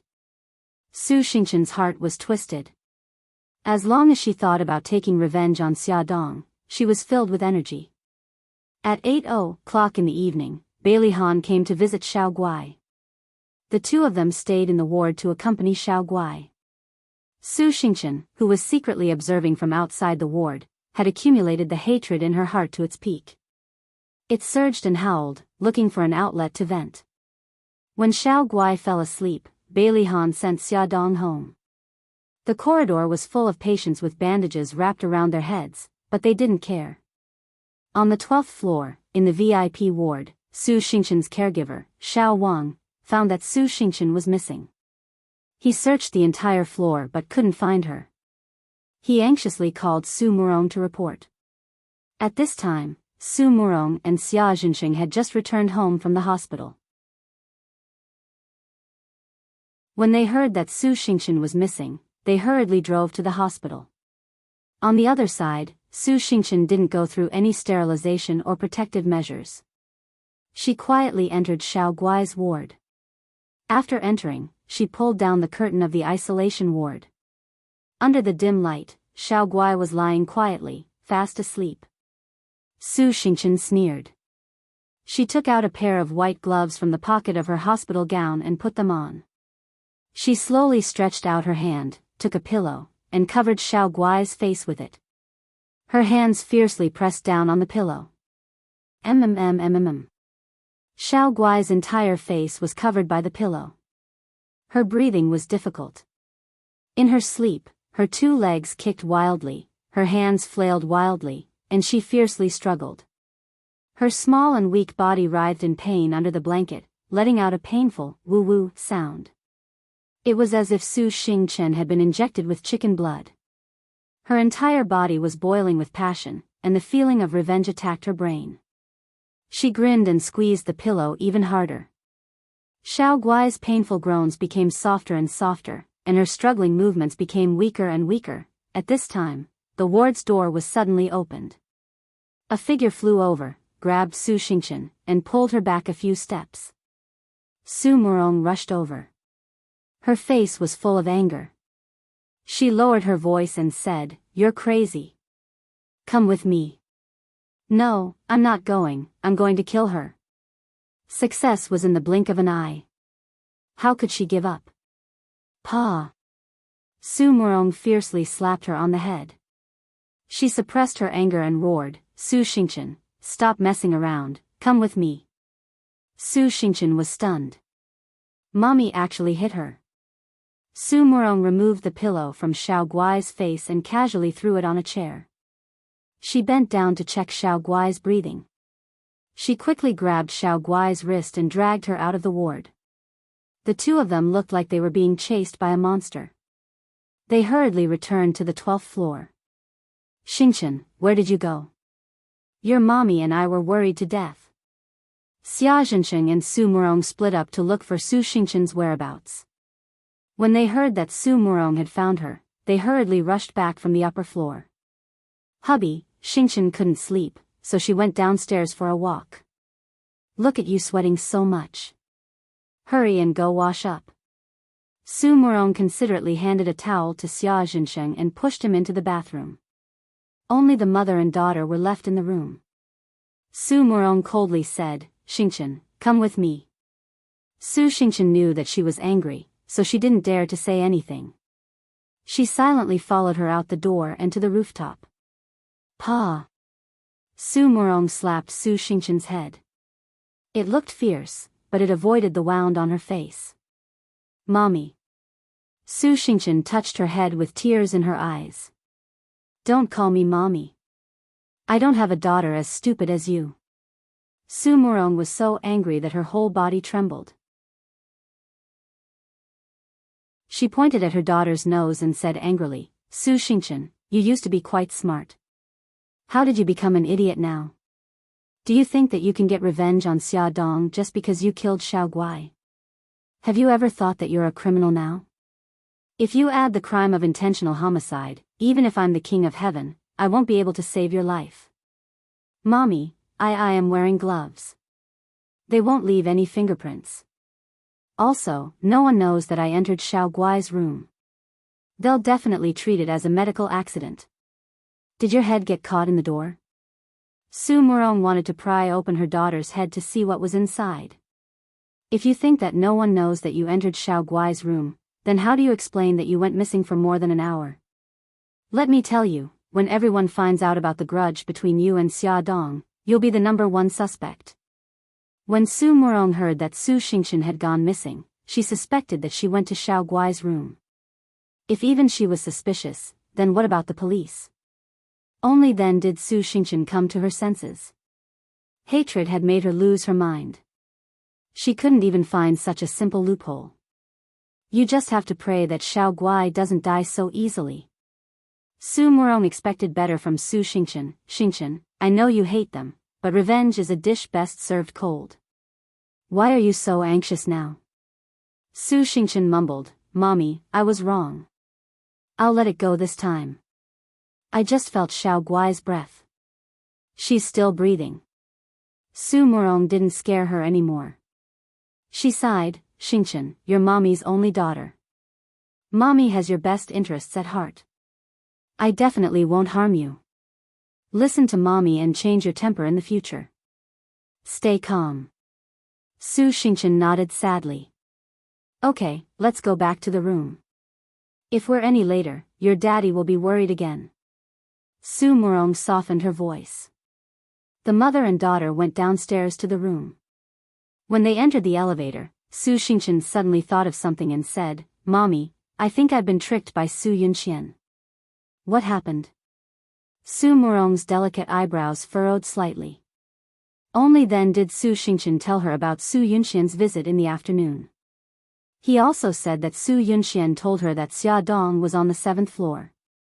If that wasn't the case, she wouldn't have gone to the 7th floor to investigate. She also wouldn't have known that Xiao Guai lived on the 7th floor. Come and see, Hongcha 866.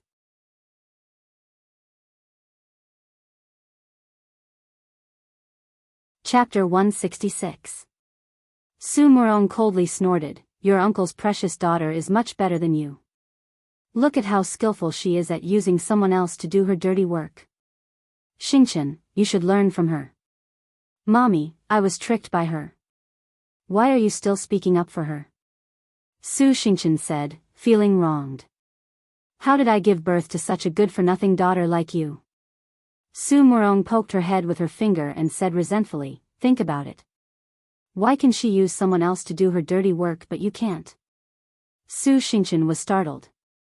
Suddenly, her eyes lit up and she said, Mommy, are you referring to Bailey Jing?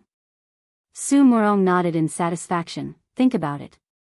Why did Su Yunxian tell you that Bailey Jing is coming back to China? Doesn't she want you to use Bailey Jing to deal with Xia Dong? Yes, that must be it. Then let her have her way. Su Murong's lips curved into a cruel smile. However, you want Bailey Jing to deal with not only Xia Dong but also Su Yunxian herself. Su Xingchen's eyes flashed with excitement. Mommy, I know what to do. I won't let you down again. On the 7th floor, the emergency beeper in the ward was ringing non-stop. Doctor, the patient in the isolation ward is suddenly suffocating. Prepare for cardiac resuscitation. Hurry and inform the patient's family. Hurried footsteps sounded in the corridor in the middle of the night. In the ward, the doctor and nurse were performing emergency resuscitation on Xiao Guai. The nurse was in the corridor calling Xia Dong. Xia Dong rushed over with a head of wet hair. She had just finished showering and was about to go to bed when she received the call from the nurse. She was so anxious that her heart was about to stop beating. Doctor, how is my daughter? The emergency treatment was over. The doctor wiped the sweat off his forehead and said, the patient is saved. Xia Dong's body went soft and she almost collapsed. She leaned against the wall and said, Doctor, thank you. But I don't understand why Xiao Guai suddenly stopped breathing. We are also very curious about this matter. The nurse suddenly pointed to the pillow on the chair and said, I remember very clearly that when I went out, I put this pillow next to Xiao Guai. How did it get on the chair? Xia Dong also remembered. Something flashed through her mind and she blurted out, Doctor, when Sister Li and I left the ward, did any medical staff come in? The Sister Li that Xia Dong mentioned was the nurse she hired to take care of Xiao Guai. The doctor frowned. I don't think so. The routine examination is over. Miss Xia, are you suspecting that someone deliberately hurt your daughter? It seems too far-fetched to just rely on a pillow. If this matter was true, then the hospital also had to take some responsibility. Xia Dong only thought for a moment and understood the doctor's concerns. She said with a serious expression, I just think that Xiao Guai suddenly stopped breathing. It's a little strange. Doctor, I believe in this hospital. That's why I sent my daughter here. I also have reasons to think that the hospital should strengthen its management. This time, my daughter was saved, so nothing major happened. If something really happened, which one of you can bear the responsibility? Miss Xia, please rest assured. This kind of accident will not happen again. The door of the isolation ward was not locked. It was very likely that an outsider would break in. It was indeed their negligence in management. After this incident, Xia Dong was worried about leaving Xiao Guai alone in the hospital. She suggested staying with her daughter. The nurse, Sister Li, persuaded her for a long time, but she did not listen. The next morning, Xia Dong woke up in the ICU and found that she had a slight tendency to catch a cold. Her head was a little dizzy, her nose was blocked, and her throat was stinging. She went to the outpatient department to see the doctor. The doctor said that she had indeed caught a cold. It was probably because she went to bed before her hair was dry last night. After taking some cold medicine, her body felt weak and she wanted to sleep. Sister Li advised her to go home and rest. Miss Xia, you have a cold now. It's better to go home and rest. It's broad daylight. I've been watching over Xiao Guai. Nothing will happen. Xia Dong thought about it. Sister Li was right. Moreover, she had a cold and it was easy to bring germs into the ward. So she gave a few words of advice and drove home. While driving, her head was dizzy. Once, she almost hit the railing on the side of the road. She was so frightened that she suddenly woke up. When she finally drove home, she was covered in cold sweat. Mommy, why do you look so pale? Did something happen to Xiao Guai? Xiao Bao saw her pale face and was shocked. Xiao Guai is fine. I have a cold. Baby, Mommy took the medicine and is sleepy. I'm going to sleep for a while. Call me if you need anything. Xia Dong collapsed on the bed and fell asleep quickly. She did not even hear her phone ring many times. Bailey Han called Xia Dong's phone many times, but no one answered. He had a bad feeling in his heart. In the end, he called her home phone. Xiao Bao picked up. When the little guy heard his voice, he was like a kitten. All the fur on his body stood up vigilantly. Why are you looking for my mommy? I just want to ask your mommy how Xiao Guai is doing. Bailey Han pinched his eyebrows. He did not understand why the little guy was so hostile to him. Xiao Bao snorted. Gigai is fine. I don't need your fake kindness. Bailey Han paused and asked again, where's your mommy? Why hasn't she answered the phone? Xiao Bao said impatiently, my mommy is sick. She's sleeping now. Don't disturb her. Sick. Bailey Han frowned. Is it serious? It's just a cold. I'm not going to talk to you anymore. I'm going to order takeout for my mommy. She definitely hasn't eaten yet. Xiao Bao rubbed his chin, thinking about what his mommy liked to eat. Bailey Han looked at the pile of documents on the table and then looked at his schedule for the day. He suddenly stood up from the chair and took his coat from the hanger. Linda, I'm going out for a while. I'll be back in the afternoon. Call me if you need anything. Okay, CEO. When Bailey Han drove his luxury car to the mall wearing a high-end handmade suit, he bought a lot of things in the vegetable and fruit section. He pushed the cart to the exit to pay the bill, which attracted the attention of many young wives and aunties. Some people even came up to him and asked, "Young man, do you have a girlfriend? Auntie can introduce you." Bailey Han's expression was cold. He said indifferently, "Thank you, Auntie, but I already have a girlfriend." TSK, what a pity. The more the auntie looked at Bailey Han, the more she felt that he was her future son-in-law. It was a pity that he already had someone he liked. When Bailey Han said this, the hearts of the people around him broke. He paid the bill, rushed out of the crowd, and got into his luxury car with bags of various sizes. Xiao Bao heard the doorbell ring. He looked at the person outside warily before opening the door. "Bailey Han, what are you doing here?" Xiao Bao was speechless. Was the man in front of him carrying bags of various sizes really the cold and heartless king of hell in the business world, Bailey Han? "I'm here to see your mommy." Bailey Han did not wait for him to invite him in. He directly grabbed the bags and forced his way in. Hey, what are you doing? Don't touch my kitchen. Don't touch my fridge. That's my favorite bowl. Don't touch it." Xiao Bao followed behind Bailey Han with his short legs. Seeing him busy like a spinning top, he could not help but shout in exasperation. "Shoo!" Bailey Han suddenly squatted down and put his index finger to his lips, making a shushing gesture. "Don't be so loud. Be careful not to wake your mommy." At this moment, Bailey Han was wearing an apron with cartoon images printed on it. His cold and handsome face looked much gentler. He touched Xiao Bao's head. "I'll make something delicious for you later. The kitchen is very smoky. Gigai, go play outside." You, Xiao Bao's face turned red. After a long while, he squeezed out 3 words. "You rascal." Bailey Han chuckled and did not deny it. Xiao Bao flew into a rage out of humiliation. He kicked his leg and ran out of the kitchen angrily. Xia Dong woke up. She hugged the quilt and sat up in bed. Her head was still a little dizzy, but her cold symptoms had improved a lot. She grabbed a shawl and draped it over her shoulders. Yawning, she lazily walked to the living room and poured herself a glass of water. Holding it with both hands, she curled up on the sofa. A fragrant smell wafted from the kitchen, followed by the sound of cooking. Her mind was still not fully awake. She squinted her eyes and leaned against the soft sofa. She called out lazily, "Brother Shen." After calling out, she suddenly realized that something was wrong. Brother Shen had gone to Japan. Then who was cooking in the kitchen? Could it be Miss Tian Luo? She amused herself.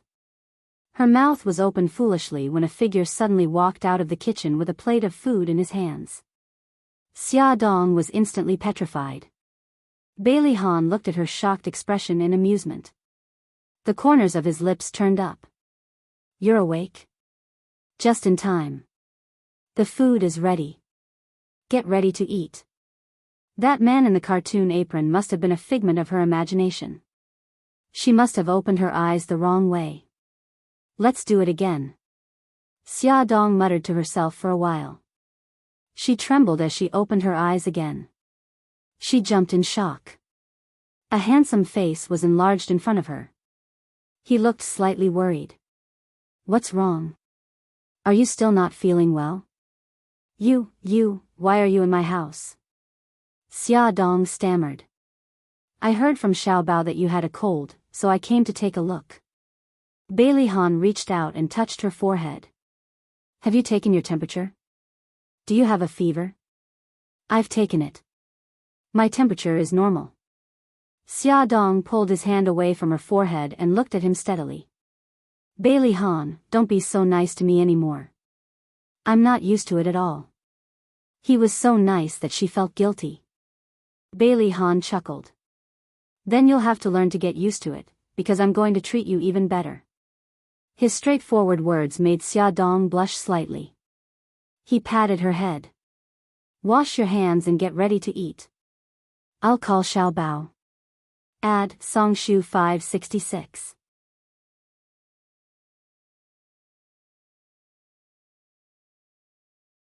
Chapter 167. The dishes were all very light and suitable for people who had a cold. There was stir-fried fungus with lilies, stir-fried lettuce, broccoli with garlic, cold cucumber with a few drops of sesame oil, and a pot of thick millet porridge. Bailey Han even specially made cola chicken wings and deep-fried drumsticks for Xiao Yi. It had to be said that Bailey Han's cooking was very good. Even the picky Xiao Bao temporarily put aside his prejudice against him and ate with relish. The millet porridge not only warmed Xia Dong's stomach, but also warmed her heart. It was a very happy thing to have someone care about her when she was sick. However, in the next moment, she was a little distressed. Bailey Han's care was not something she could accept. Xia Dong was full after eating a bowl of millet porridge, so she put down the bowl and chopsticks. Bailey Han looked at her. Do you want another bowl? No need, I'm full. You can eat slowly. After the meal, Xia Dong wanted to clear the dishes, but Bailey Han stopped her. Sit down and rest. Remember to take your medicine in half an hour. He looked very professional, so Xia Dong couldn't interfere even if she wanted to. Gi Gai curled up on the sofa and watched him busy. He seemed to treat housework as a job. He was serious, not allowing the slightest mistake. After washing the pots and pans, he even wiped the kitchen table clean. It had to be said that he looked very charming when he was serious. A man who did housework could also be very charming. Xia Dong supported her head with one hand. She didn't know where her thoughts had run off to. Xiao Bao's soft little body suddenly burrowed into her arms. He whispered, "Mom." Xia Dong carried him to her side and asked, "Baby, what's the matter?" Xiao Bao's voice was very low as he said mysteriously, "Mom, how did you break up with Bailey Han in the past?" Based on his recent observations, he realized that Bailey Han didn't seem like an irresponsible, bad man. Of course, the most important thing was Xiao Yi's background. It made him more and more unsure if he should continue to hate Bailey Han.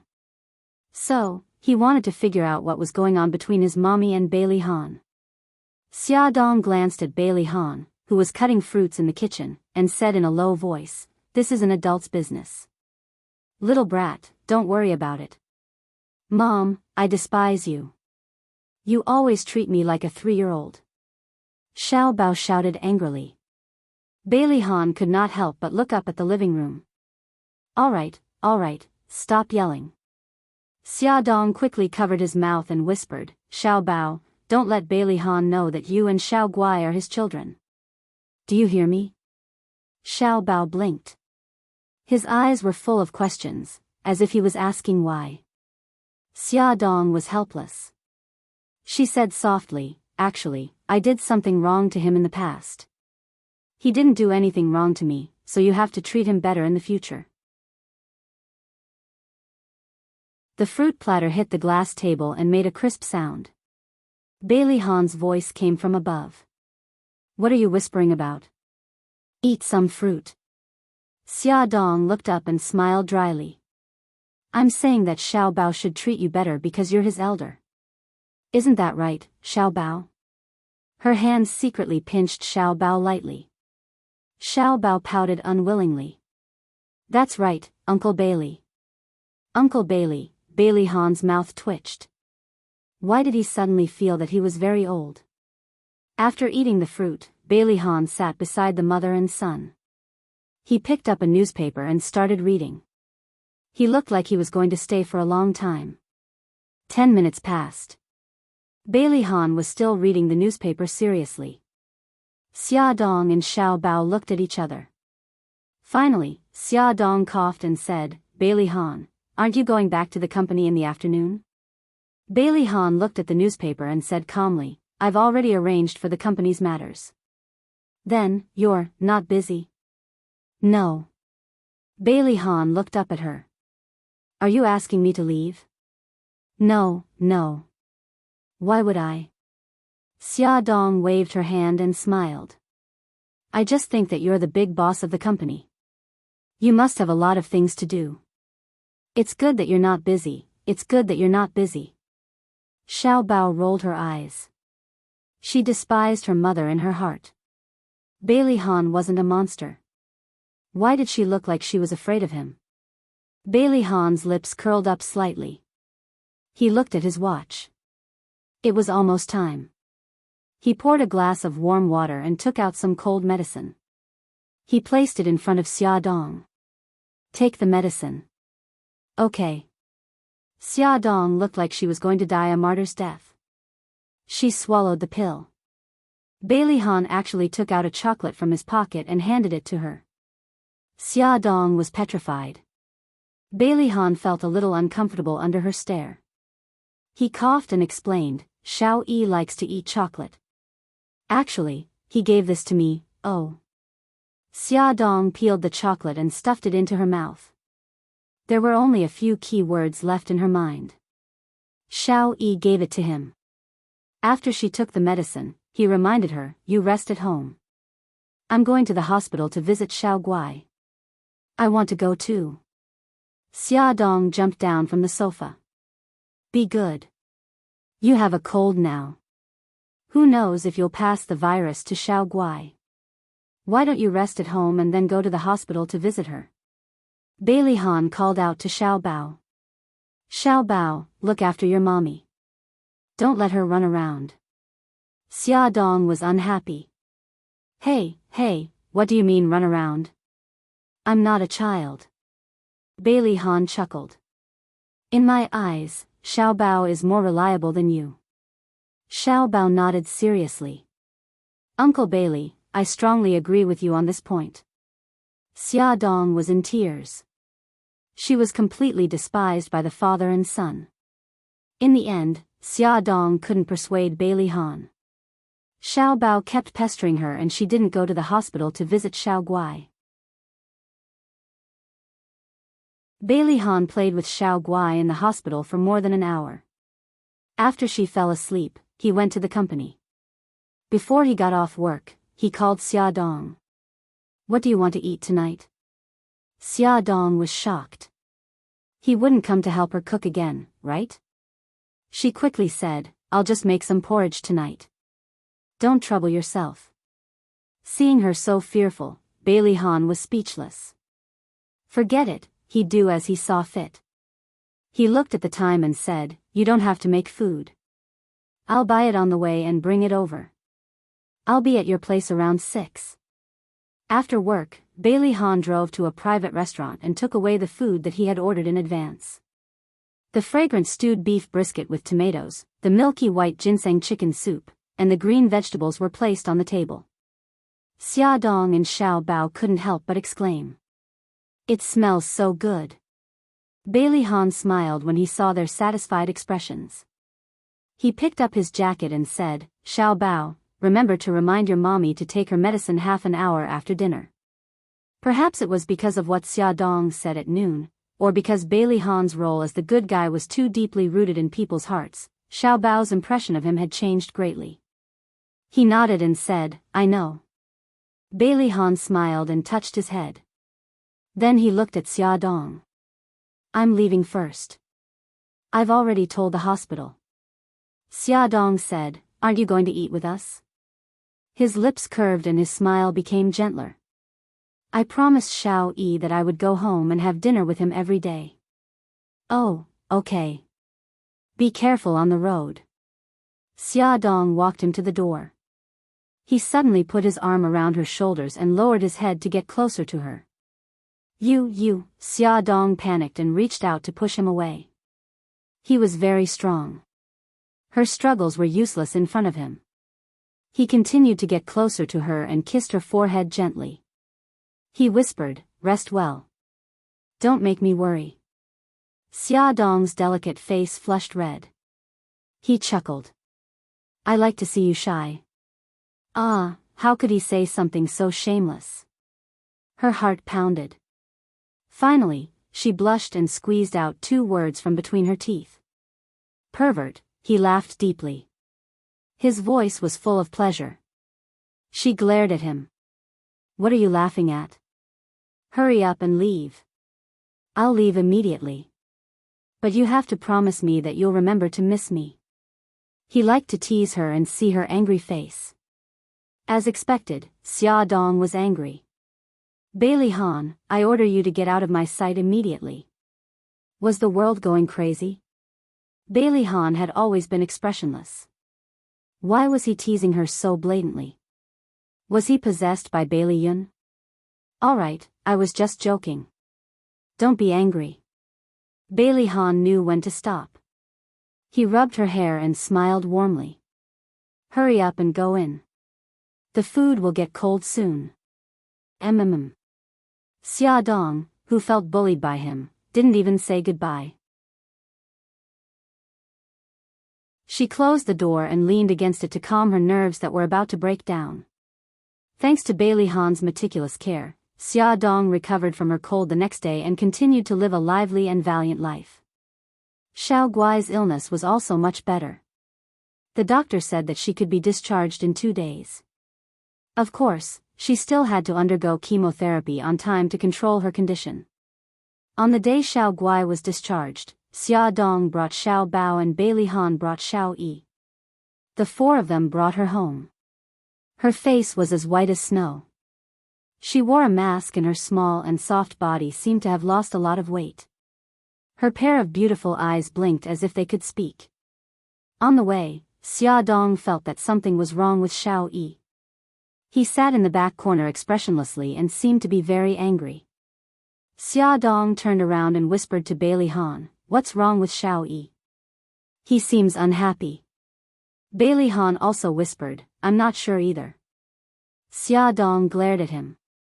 "How can you be his daddy?" He smiled and said half-jokingly, "Since you're worried, why don't you be his mommy? It'll make it easier for you to supervise me." Xia Dong couldn't be bothered with him. Xiao Guai, who was in Xia Dong's arms, was so happy that her eyes narrowed into slits. She giggled and said, "Mommy, Uncle Bailey, I heard you. Little one, look at how capable you are." Xia Dong was amused and kissed her daughter on the cheek. Bailey Han chuckled. "Xiao Guai, do you agree with Uncle Bailey's suggestion?" Add Songshu 566.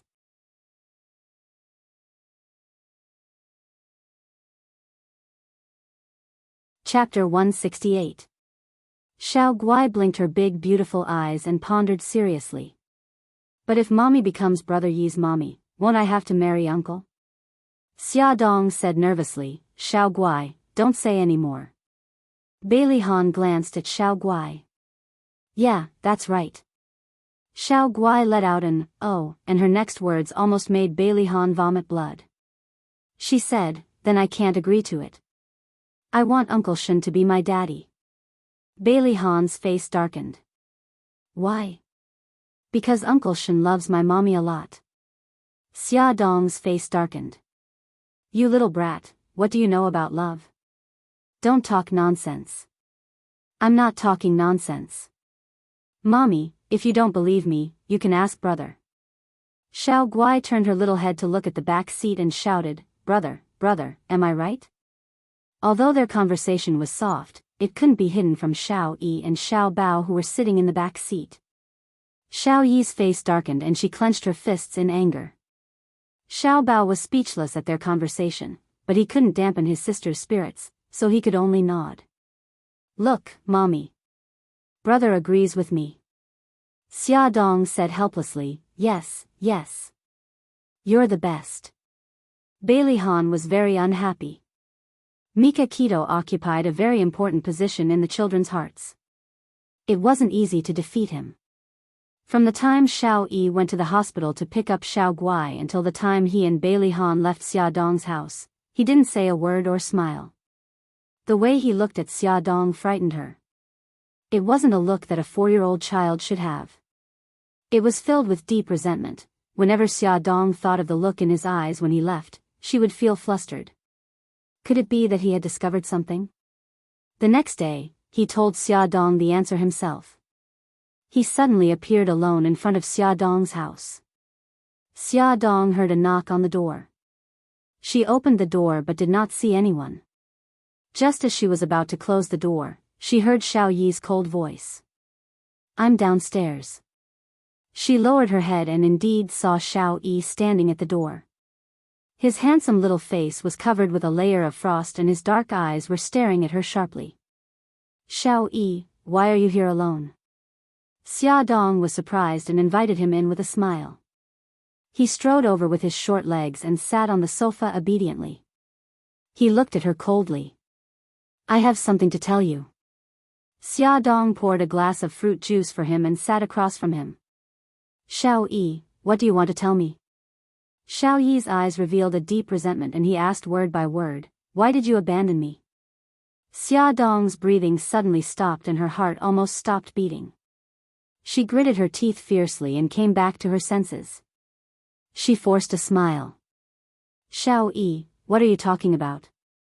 Auntie doesn't understand. He suddenly became angry and his little face flushed red. He said fiercely, "Stop pretending. I've tested our DNA and I know you're my mommy." Xia Dong's head exploded and her body trembled violently. She leaned against the sofa and her face was as pale as snow. "I'm asking you, why did you abandon me?" In order to get an answer today, he had snuck over to ask her while Daddy was at work. Xia Dong's lips trembled and her face was full of pain. "I'm sorry, Xiao Yi." "I'm sorry." Xiao Yi jumped off the sofa angrily and walked in front of her. He looked up and stared at her coldly. "I want to know the answer. Why did you abandon me?" "I'm sorry." Xia Dong bent down to hug him. "Xiao Yi, I'm sorry. I love you. I didn't abandon you on purpose. I really have my reasons." He couldn't dodge in time and was hugged tightly by her. Her embrace was so fragrant and warm. Every time he was lonely, he wanted someone to hug him like this, but she never appeared. Tears welled up in his eyes. "Why did you abandon me? Why did you abandon me? Do you know how pitiful it is to be a child without a mommy?" "I'm sorry, I'm sorry." Xia Dong was already sobbing. She hugged him tightly and apologized repeatedly. "Why did you abandon me? You're the one who abandoned me." Xiao Yi was full of resentment. "I'm the same as Xiao Bao and Xiao Guai. We're both your children. How could you treat me like this? How could you treat me like this?" Xiao Yi became more and more agitated as he spoke. He finally burst into tears and pounded his chest with his fists. "I hate you. I hate you. Xiao Yi, listen to mommy. Mommy loves you. I really didn't abandon you on purpose." Hearing him say that he hated her, Xia Dong's heart ached so much that her tears fell. "I don't believe you anymore. I won't believe you anymore. I hate you. I'll never forgive you." Little Wingzy cried loudly. His tears were like a broken string of pearls as they rolled down his face. His cries were like sharp knives cutting into Xia Dong's heart. She couldn't help but wail. Their cries alerted Xiao Bao and Xiao Guai. Xiao Bao walked towards them step by step. He couldn't believe it. "Mommy, is Bailey Yi really your child?" Xia Dong cried even louder. She hugged Xiao Yi tightly in her arms as if this could make up for the 4 years of motherly love she had missed. "Mommy, does this mean that Brother Yi is also my biological brother? Uncle Bailey is our daddy?" It took a long time for Xiao Guai to react. A trace of blood appeared on her pale face as she muttered, "So, Big Brother and I also have a daddy." Xiao Yi cried and struggled hard. "Let go of me. I'm never going to talk to you again. Xiao Yi, I hate you, let go of me." Bailey Yi hammered her arm with all his might, his pair of short legs kicking her forcefully. Xiao Bao widened her eyes in shock and shouted, "Bailey Yi, don't hit mommy. She's pregnant. You'll hurt her and the baby. Bailey Yi stopped kicking, but his cries did not stop. Xia Dong had no choice but to let go of him. His eyes were red and his face was covered in tears. He glared at Xia Dong hatefully. I'm leaving. I'll never see you again. He ran to the door and tiptoed to open it. Xia Dong chased after him, but his small body shot into the elevator like a cannonball. By the time Xia Dong ran down the stairs, he had already disappeared. Xia Dong was worried and called Bailey Han. In order not to expose the truth, she could only tell him to pay more attention to Xiao Yi's movements. She felt that something was wrong with him. Bailey Han received Xia Dong's call and immediately called the villa.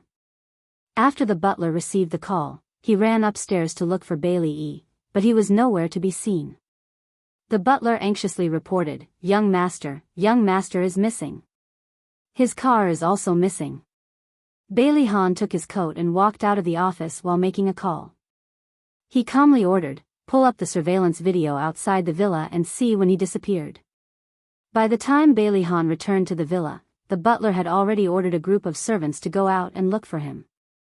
Bailey Han watched the video and found that Xiao Yi ran away from home on his car 2 hours ago. He immediately contacted Xia Dong. Xia Dong, Xiao Yi ran away from home. I called his cell phone but he didn't answer. Did he contact you? Xia Dong's pupils suddenly shrank. She hesitated and lied. Xiao Yi came to my place more than an hour ago. He said that he was here to see Xiao Guai. I saw that his expression was a little strange, so I called you and asked you to pay more attention. Do you know which direction he went? Xia Dong said guiltily, I'm sorry. He left in a hurry. When I went downstairs, he was already gone. It's okay. It's none of your business. Can you let me know if you have any news? Okay, I'll hang up first. Xiao Yi had only been missing for 2 hours. Even if a police report was filed, the police station would not accept it. Bailey Han used his connections to ask the police chief to pay more attention. Then, he mobilized the Dragon Gang's forces to search the entire city for Xiao Yi's whereabouts. Xia Dong anxiously paced back and forth in the room. Xiao Bao couldn't stand it anymore.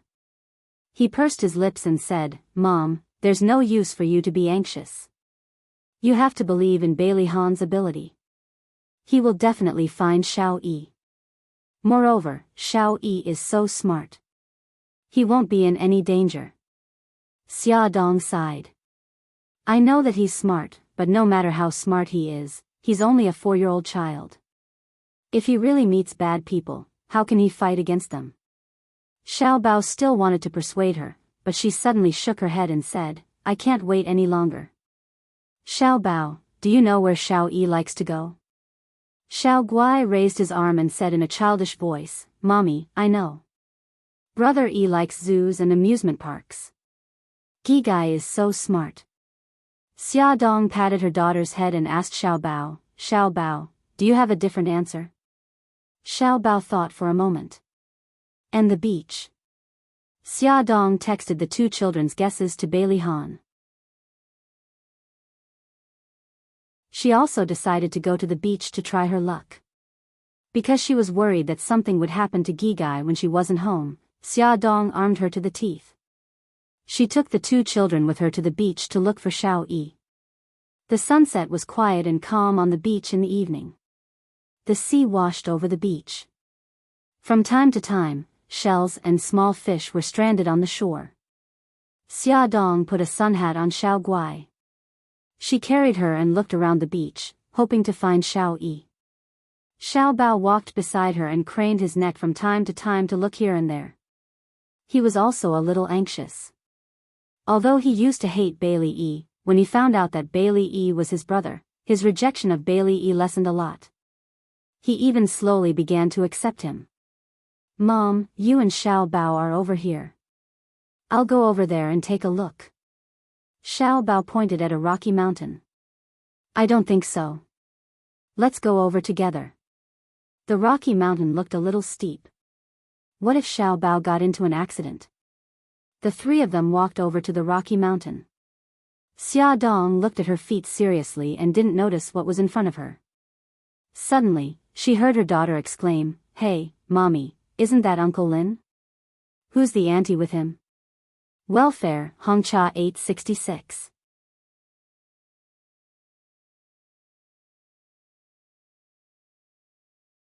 Chapter 169. Xia Dong looked up and saw a couple walking towards them with their backs to the setting sun. The man was Lin Shihao, and the woman was Bai Meiwei. Bai Meiwei was wearing a long white dress, and her long hair was draped over her shoulders. Her long dress swayed gently in the sea breeze. She was very beautiful, like a fairy descending into the mortal world. The two of them had their heads lowered and seemed to be talking about something. They didn't notice Xia Dong and the others. Xia Dong's eyes moved. She carried her daughter with one hand and pulled Xiao Bao with the other, and they hid behind a huge rock. The two of them gradually walked towards them. When they passed by the rock, Xia Dong heard their conversation. Bai Meiwei said, "Senior, thank you for coming here with me. I feel much better now." Lin Shihao said, "The patient passed away, and the family members are upset. They said a few unpleasant things. Don't take it to heart." Bai Meiwei smiled. "Senior, I really admire you. You don't seem to get angry no matter what happens." Lin Shihao also smiled. "Really? I'm not a god. How can I not be angry?" Bai Meiwei smiled brightly. "You are like a god in my heart. It seems like nothing can stump you." "You're exaggerating." The sound of their conversation gradually faded away. Xia Dong walked out from behind the rock. She felt a little uncomfortable, but she quickly comforted herself. Maybe she was thinking too much. They were just normal friends. "Vixen." Xiao Bao puffed up his cheeks and snorted. Xiao Bao, don't talk nonsense." "I'm not talking nonsense. That woman is obviously not a good person." Xiao Bao hated women who seduced other people's men. So annoying. Xia Dong rubbed his head speechlessly. "Let's hurry and find Xiao Yi." "Mommy, I want to get down. I want to walk on my own," Xiao Guai whined in her arms. "Gigai, it's not easy to walk on the beach. Mommy should carry you. But I don't want to tire out the little brother in Mommy's stomach." Xiao Guai obediently hugged her neck and said, "Mommy, I promise I'll be careful when I walk." "Mom, let Gigai down." "I'll take care of Gigai," Xiao Bao promised as he patted his chest. "All right then. You all have to be careful." Xia Dong put Xiao Guai down and watched as the siblings walked forward hand in hand. They searched the beach for more than half an hour, but they didn't find Xiao Yi. Instead, they bumped into a few men in black. They held Xiao Yi's photo and asked around if anyone had seen this child. Xia Dong knew that they were from Bailey Han. On the other side, Bailey Han also drove to the place where he had gone with Xiao Yi to search, but he didn't find any good news. The sun was about to set. In a park, a child was sitting on a bench with an expressionless face. Beside him was an advanced children's scooter. The phone in his pocket kept ringing, so he finally turned it off. "Hey, little brat, is this scooter yours? Lend me your scooter to play with." A group of 7 or 8-year-old children walked over with their arms around each other's shoulders. The tallest child among them asked arrogantly. Xiao Yi was in a bad mood and didn't want to pay attention to them. He coldly looked at them and didn't answer. "Hey, little brat, our boss is talking to you. Why don't you answer? Are you mute?" Xiao Yi coldly snorted. His eyes were full of disdain. "Hey, this damn brat, are you looking for a beating? Su Er, drag his scooter to me." The child who was called boss was angry. Xiao Yi jumped off the bench and stood in front of his scooter. He coldly said, "Get lost." The child called Su Er shouted, "Brat, you have no manners. You must have a mother who gave birth to you and didn't teach you."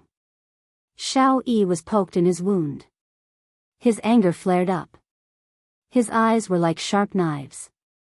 He stared at the child who spoke and clenched his fists. Say that again if you have the guts. Humph, you little brat, you still want to teach me a lesson? I'll say it again. Do you think I don't dare? I said you have no manners. You have a mother who gave birth to you and didn't teach you. There were a total of 5 people. Each of them was taller and stronger than Xiao Yi. They didn't put this little brat in their eyes. Go to hell. Xiao Yi angrily rushed forward. Although he was small, he was very strong. He had learned a few moves from the bodyguards at home. He punched and kicked Su Er. Su Er was kicked in the stomach and cried out in pain. Boss, this damn brat is quite powerful. The child next to him interjected, should we help Su Er? Isn't that nonsense? Let's all go together and teach this stinking brat a lesson. The 5 children rushed forward together. Xiao Yi was surrounded in the middle. He was like an enraged little beast. He stared at them fiercely. The hatred in his eyes made the child closest to him tremble. He subconsciously took a step back. You are too useless. You are afraid of this little brat. The leader of the children slapped the head of the cowardly child. He was the first to rush forward.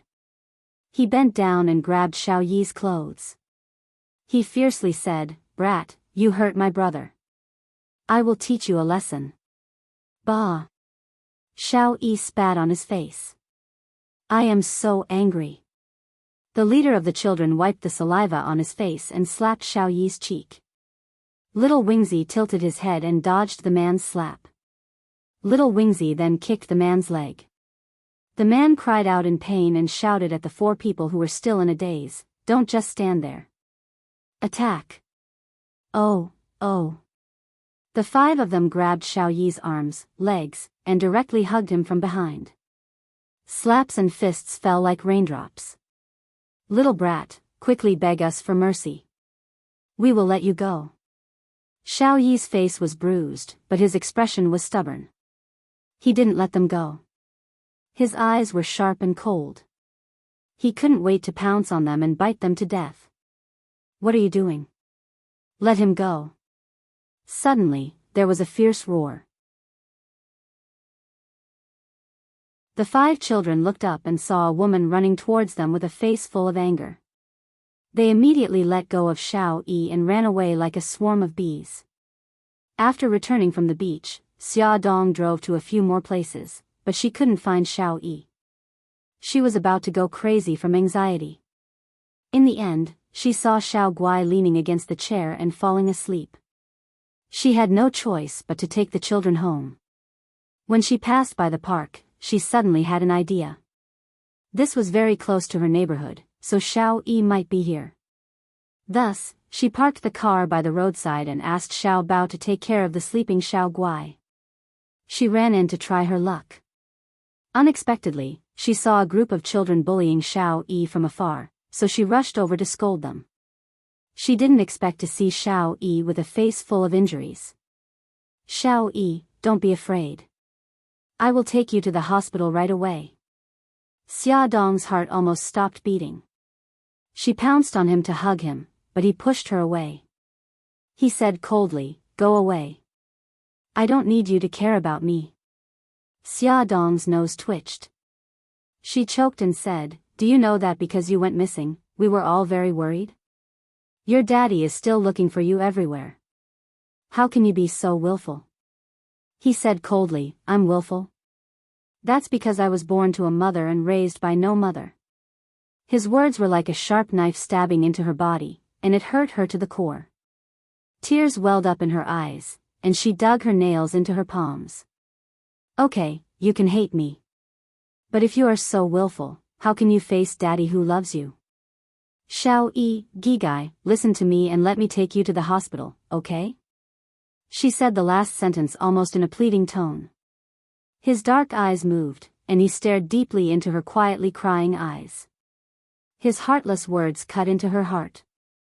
You have never cared about me since I was born. I don't want you to care about me now, and I don't want you to care about me in the future. I will treat it as if my mommy is already dead. Tears streamed down her face. He flung her hand away and walked to his scooter. Just as he was about to step onto the scooter, Xia Dong rushed over and quickly picked him up. Let go of me, let go of me. Xiao Yi struggled and screamed. He even bit her arm with his teeth, but he didn't kick her. I won't let go. I won't let go. Even if you hate me, I will take you to the hospital. Xia Dong said as she walked quickly with Xiao Yi in her arms. Xiao Yi was much heavier than Xiao Guai.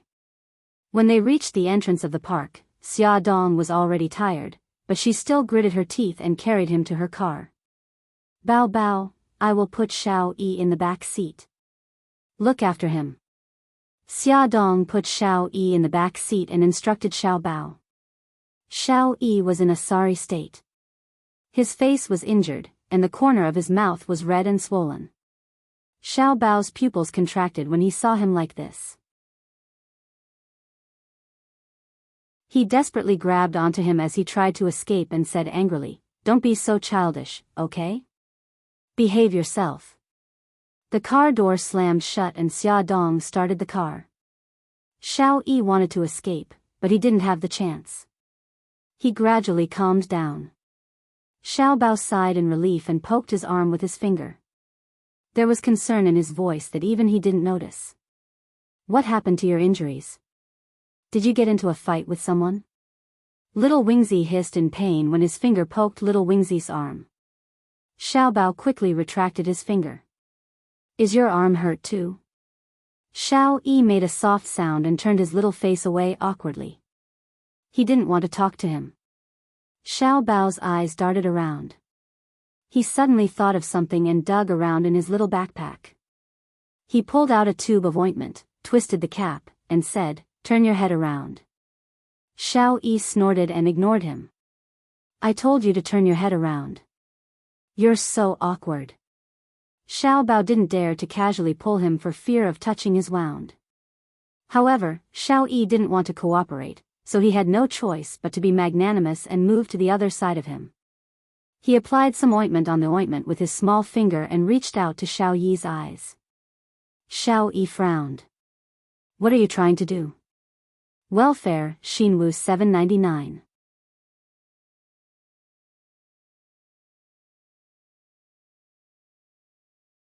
Chapter 170. Xiao Bao rolled his eyes. You're stupid.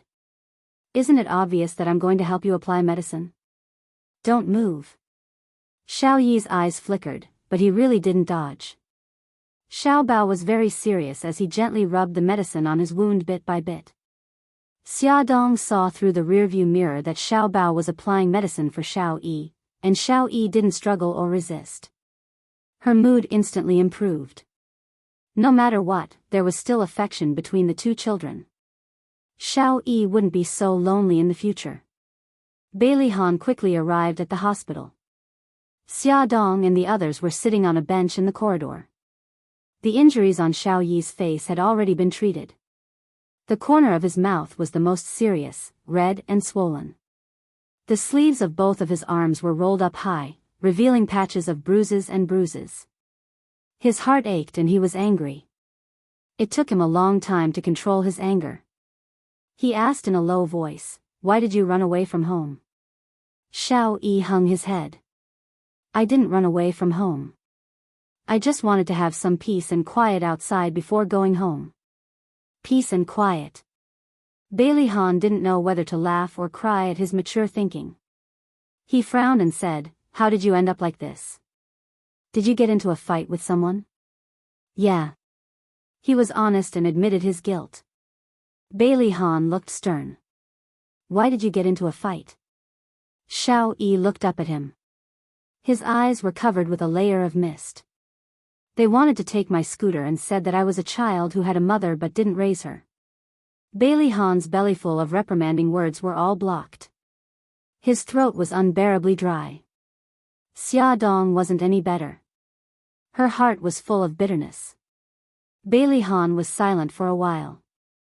He raised his hand and patted Xiao Yi's head. Don't get into fights again. You don't have a mother, but you still have Daddy.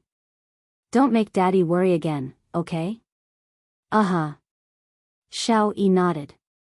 The tears in her eyes fell onto her lap and onto Xia Dong's heart. Good girl. Bailey Han held him in his arms and carefully avoided his wound. He said softly, Daddy will take you home. Xiao Yi lay in Bailey Han's arms and replied softly, Bailey Han looked at Xia Dong and said, Xia Dong, I'll take Xiao Yi home first. I'm very grateful for what you did today. Xia Dong stood up and forced a smile. You're welcome. We're going back too. Take good care of Xiao Yi. The next day, Xia Dong called Bailey Han to ask about Xiao Yi. Bailey Han's voice sounded a little gloomy. Xiao Yi caught a cold after coming back last night. Xia Dong hesitated for a moment. Can I go over to see him? Of course. I happen to be busy this morning and can't take care of him. I'll have to trouble you to take care of him on my behalf. Bailey Han was very happy to see her and Xiao Yi getting along well. Xia Dong sent Xiao Guai and Xiao Bao to her aunt's house and went to the supermarket to buy a lot of things. By the time she drove to Bailey's house, it was already past 10 o'clock. The sun was shining brightly and she was sweating profusely as she wrung the things at the front door. The butler found out from Bailey Han that Xia Dong was coming and was already waiting at the door. When he saw her, he hurried over and helped her carry the things. Miss Xia, it's good that you're here. Why did you buy so many things? Xia Dong smiled. They're all fresh vegetables and fruits. Come in quickly. It's too hot outside. The butler asked a servant to ring the things and invited Xia Dong in. He also served her fresh fruit juice.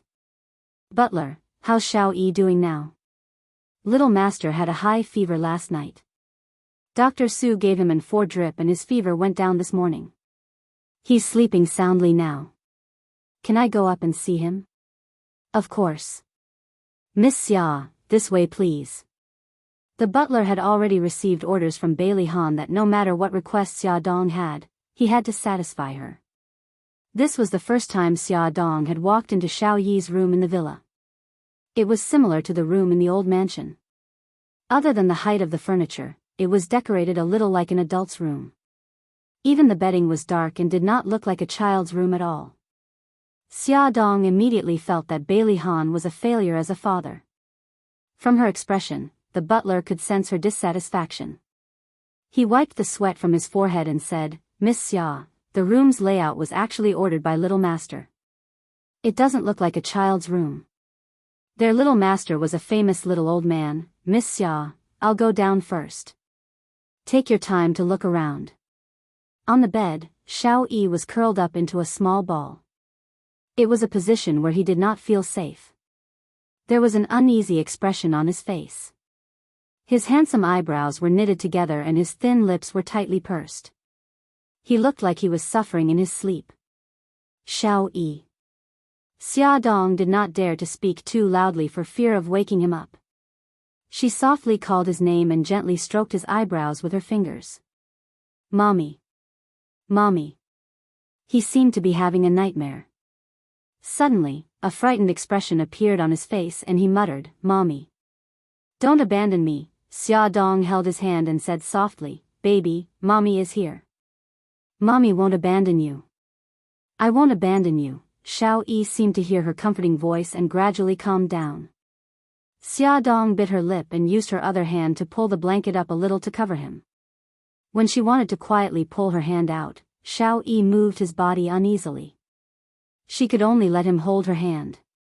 She stroked her son's hair and softly sang a nursery rhyme. His breathing gradually stabilized and he fell into a deep sleep. Just like that, more than an hour passed. When it was almost lunchtime, Xia Dong gently pulled her hand out of her son's and quietly walked out of the room. The moment she pulled her hand out, Xiao Yi woke up. When he opened his eyes, he happened to see her getting up and leaving. Was she going to abandon him again? This thought surged in his mind. His chest felt like it was going to explode. He turned his back to her and quietly cried. Xia Dong stood at the door. She took one last look at Xiao Yi and gently closed the door. In the kitchen downstairs, the chef was busy.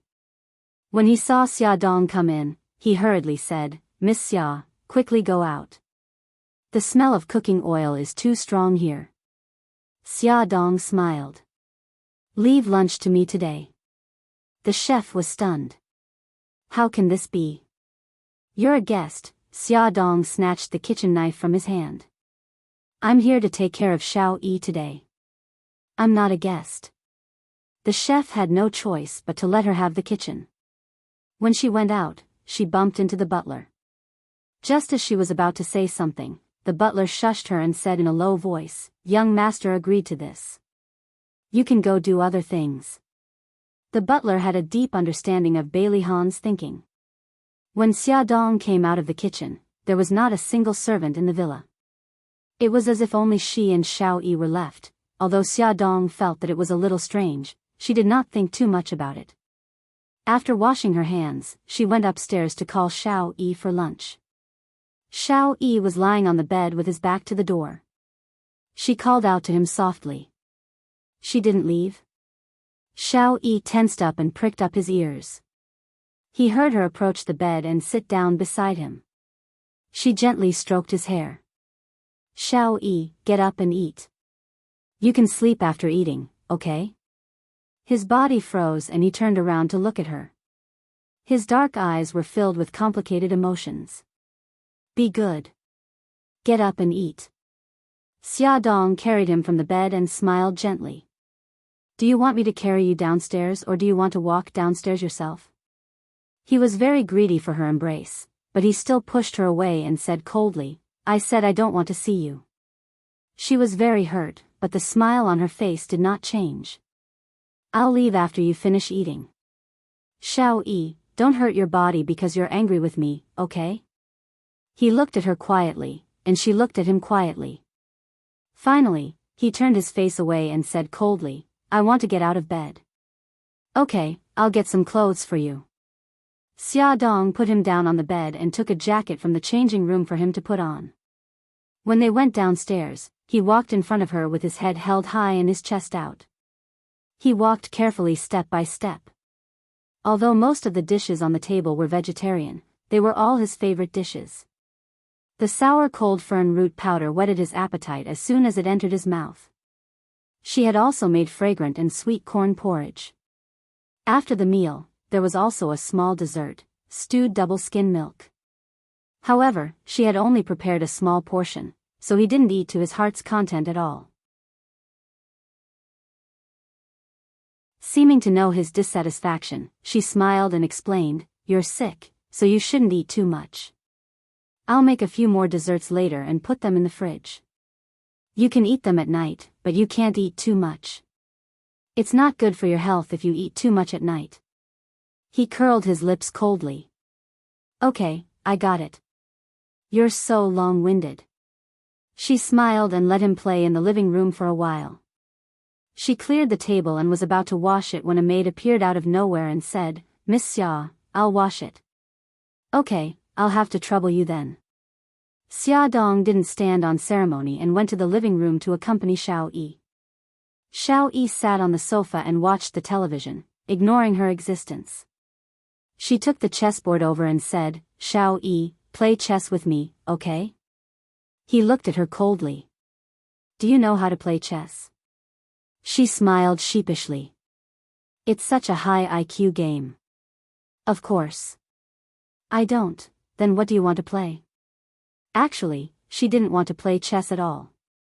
She just wanted to get closer to him. She blinked. Gamoku. He sneered. Boring. She laughed dryly. That's true.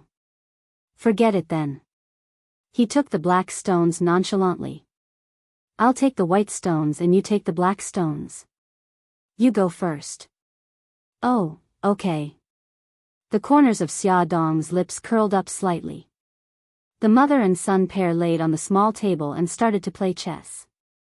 The black stones had a great advantage, but Xia Dong still couldn't beat Xiao Yi. Xiao Yi mocked her. You're so stupid. I already have 3 stones here. Why don't you block me? Instead, you're wasting your stones here. Xiao Yi is so smart. Xia Dong wasn't angry at all. Instead, she smiled and praised him. He snorted coldly, and his ears were tinged with a faint pink color. After playing chess for more than an hour, Xia Dong urged Xiao Yi to take his medicine and wanted to send him upstairs for an afternoon nap. He refused. He had slept for so long in the morning and didn't want to sleep anymore. Welfare, Songshu 566.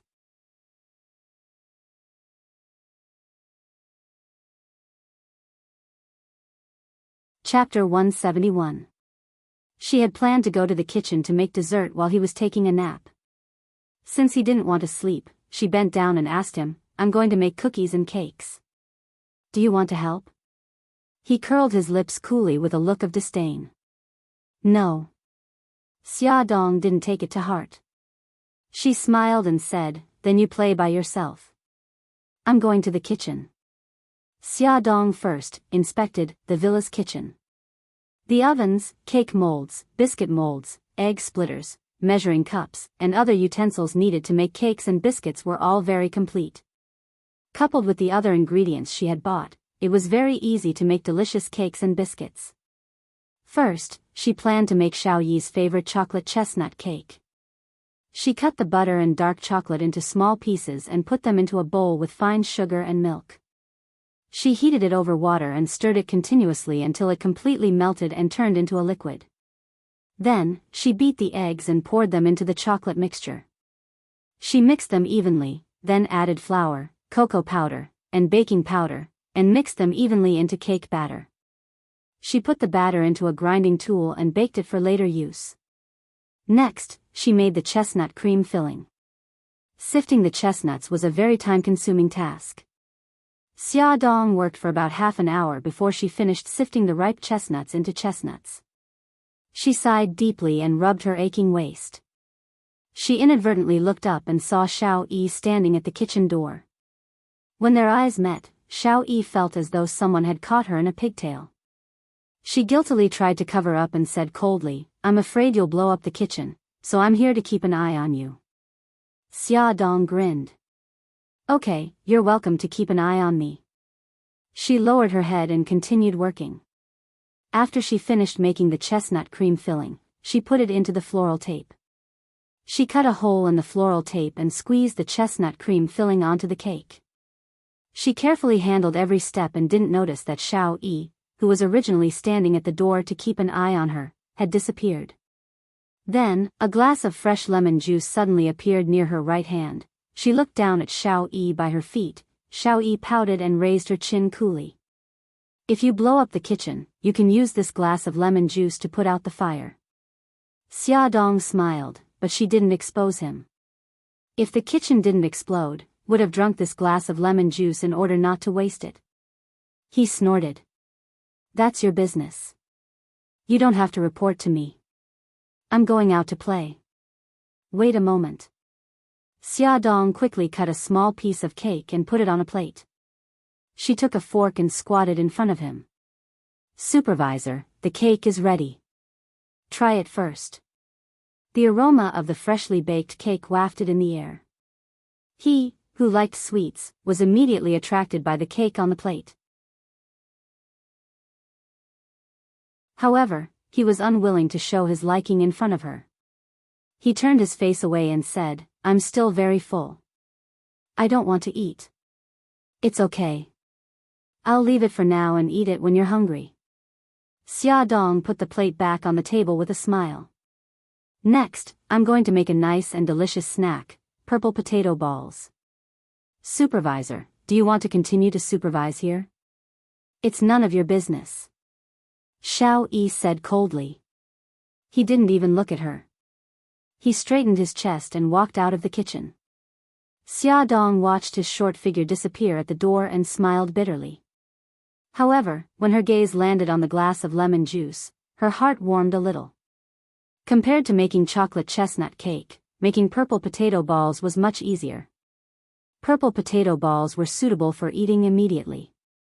If they were left for too long, they wouldn't taste good. She only fried a small plate for Xiao Yi's afternoon snack. Then, she wrapped the rest of the purple potato dough in plastic wrap and put it in the fridge. She planned to tell the chef to make it for Xiao Yi in the future before she left. Looking at the time, it was only 4 in the afternoon. It was still early. She made a simple salty biscuit, black sesame seaweed biscuit. Finally, she made mango glutinous rice paste and put it in the fridge. When Bailey Han came back from work, it would be ready to eat. It was to repay him for taking care of her when she was sick. After doing all this, Xia Dong washed her hands. She carried the plate of chocolate chestnut cake and freshly squeezed apple juice to the living room. She didn't see Xiao Yi. After thinking about it, she asked the maid to send it upstairs on her behalf. Xiao Yi hated her. If she sent it upstairs, he might refuse. "Miss Xia, you're leaving already? Aren't you going to say goodbye to the young master?" When Xia Dong packed up and was about to leave, the butler appeared at the right time. "No need. I'm just here to see him today. I'm relieved to see that he's getting better. Uncle Li, please take good care of him." After saying the last sentence, Xia Dong felt that she had misspoken. Butler Li would naturally take good care of Xiao Yi.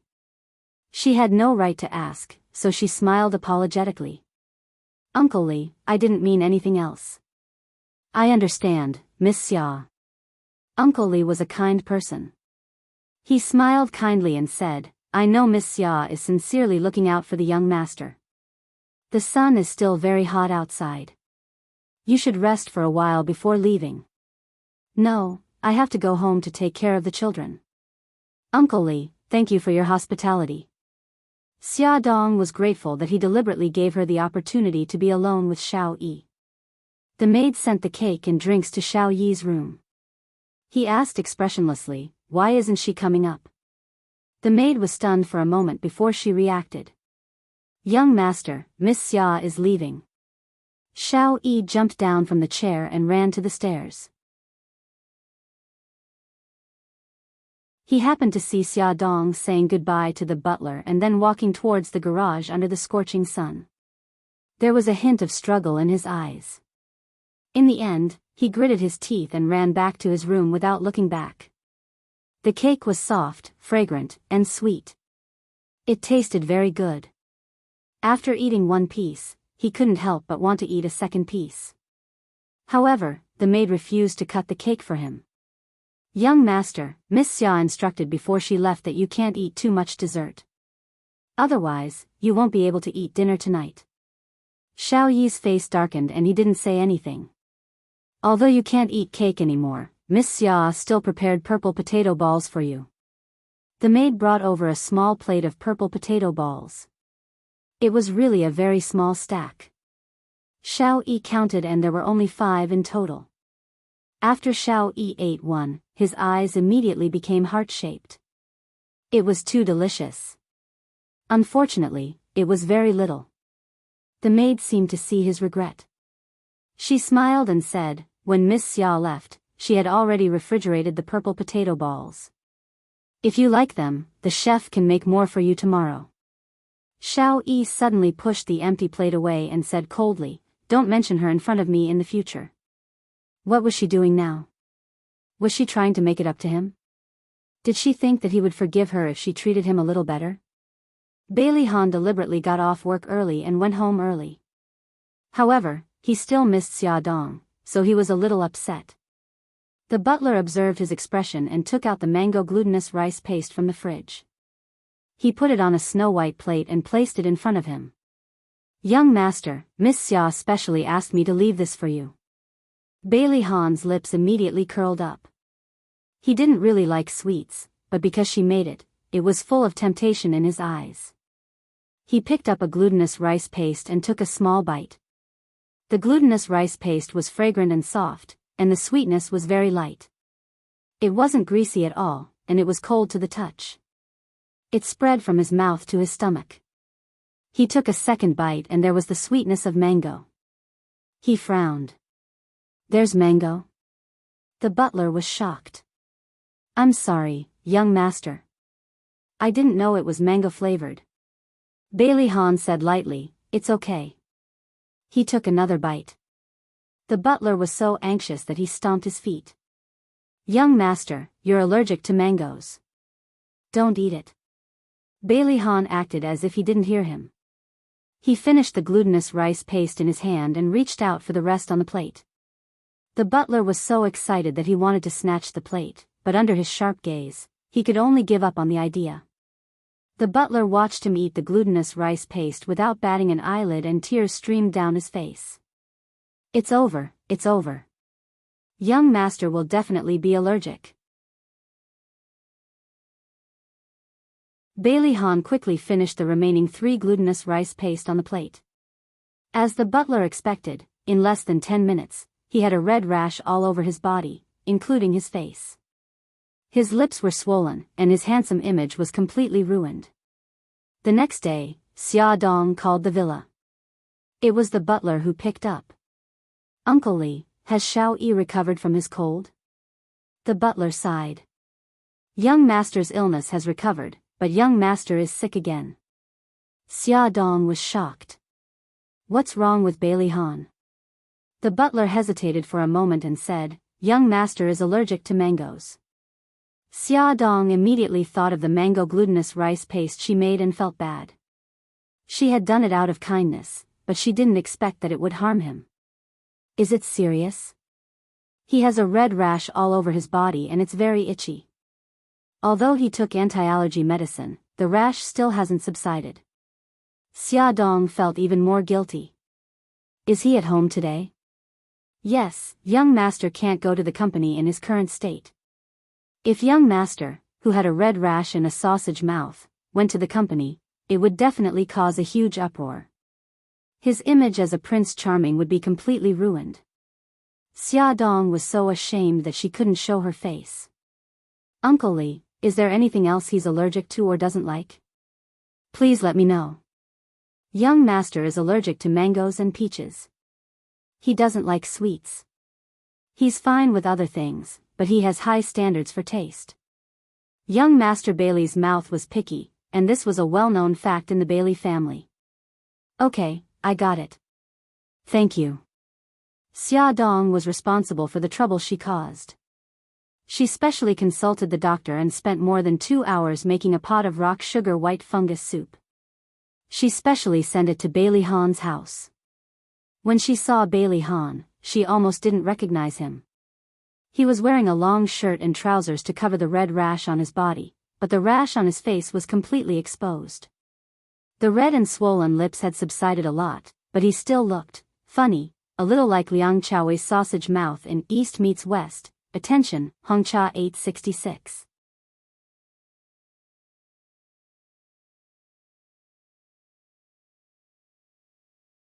Chapter 172. Xia Dong came with a heart of remorse, but when she saw him like this, her shoulders couldn't help but tremble suspiciously. Bailey Han was calm and said mildly, if you think it's funny, then don't hold it in.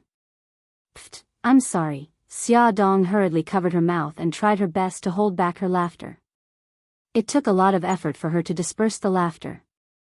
I'm sorry. I didn't know you were allergic to mangoes. She embarrassedly placed the food box on the table. I made rock sugar white fungus soup to apologize to you. I know you don't like sweets, so I put very little sugar in it. He watched as she scooped the white fungus soup from the food box into a small bowl and said mildly, it has nothing to do with you. It's me. After I found out that the filling was mangoes, I ate it all. Xia Dong felt like she had been fooled by him. Her tone was a little harsh. Why did you finish it? You know you're allergic to it. He said mildly, you made this especially for me. I didn't want to waste it. Xia Dong froze. The small bowl in her hand felt heavy. She had mixed feelings and couldn't help but say, you're crazy. Are you going to swallow the arsenic that I gave you? If you want me to swallow it, I will. He smiled. Although his face was covered in rashes, Xia Dong felt that he was as handsome as before. Her nose twitched as if she had choked on chili. Xia Dong placed the small bowl in front of him and grabbed her bag to leave. I have something to do. I'll leave first. Just as she took 2 steps, her wrist was grabbed. His voice was mellow and magnetic. Xia Dong, I'm very happy that you came to see me. Bailey Han, don't misunderstand. I only came to see you because I feel guilty. Xia Dong hurriedly distanced herself from him, afraid that he would have any ideas. Even so, I'm still very happy. Bailey Han approached her and hugged her from behind. She was shocked and struggled violently.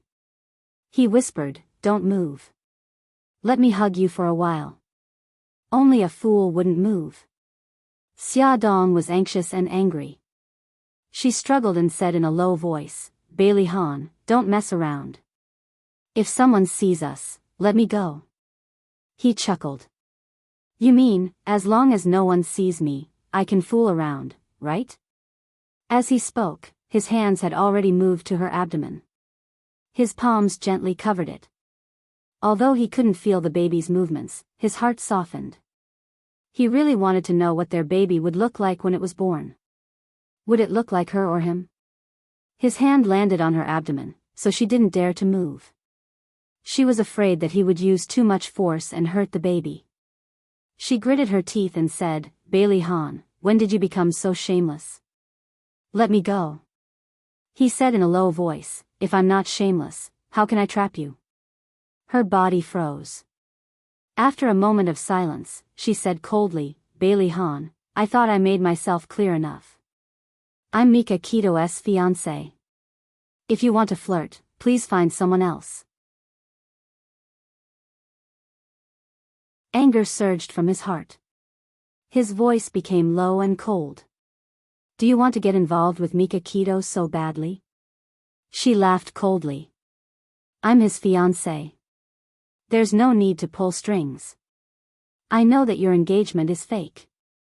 Don't use this reason to brush me off in the future, okay? Xia Xia. He suddenly moved closer to her ear and used an extremely ambiguous posture and tone to slowly whisper into her ear. Xia Xia. He had wanted to call her that for a long time. Xia Dong was silent for a long time. Then she said seriously, Bailey Han, let's talk. In the study, they sat facing each other.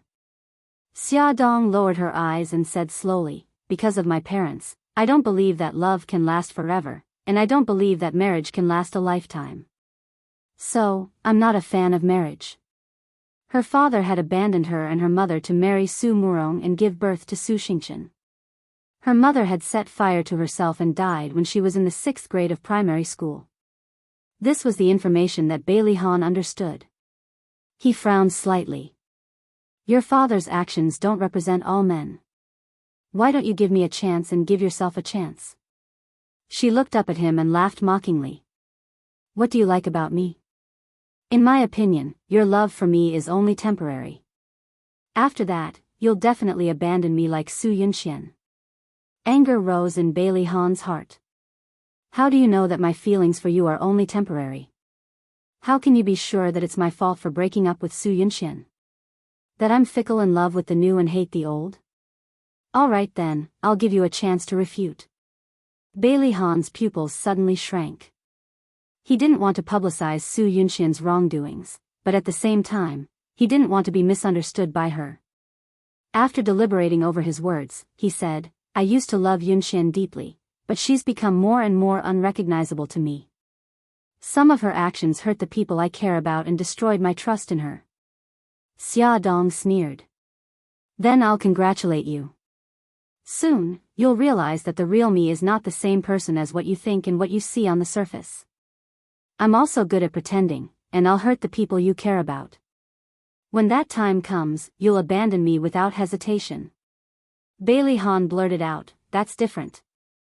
Her gaze was sharp. How is it different? He was speechless for a moment and didn't know how to answer. She laughed mockingly. See, you're not sure either, Bailey Han. You can't give me a long-term love and marriage. Putting aside your own factors, your family won't accept me first. Bailey's family hated her to the core. How could they agree to him marrying her? This was a fact that should have been made clear to him earlier so that he would give up on the idea. His face was gloomy, as if he was thinking, but also as if he was angry. She got up to leave, but he didn't ask her to stay. When she reached the door of the study, he suddenly said, "Xia Dong, the only person I want to grow old with now is you." Her back was facing him, and her heart trembled. An inexplicable emotion surrounded her, but she didn't turn around. She walked out of the study and out of the villa. The house was empty. She didn't meet anyone, and she didn't see Xiao Yi either. She didn't know why, but her heart felt a little empty. Xia Dong reflected on herself. During this period of time, she had been too close to Bailey Han, but she didn't expect trouble to come knocking on her door so quickly. The next day, old Madam knocked on her door with a gloomy face. Xiao Bao could tell that something was wrong. Worried that her mother would be taken advantage of, the first thing she did after returning to her room was to call Bailey Han and inform him. Then, she hid at the living room door to eavesdrop. "You went to Ah Han's villa yesterday and the day before." Old Madam went straight to the point. "You seem to have turned a deaf ear to my words and never took them to heart." Xia Dong said mildly, "I'm sorry. It's my fault this time. It won't happen again." Old Madam's expression was ugly. "Xia Dong, you know that I don't want an apology. I want action. Back then, you and I signed an agreement that if we had a boy, he would be raised by the Bailey family, and if we had a girl, you would take her away. You were the one who played tricks and escaped to Japan.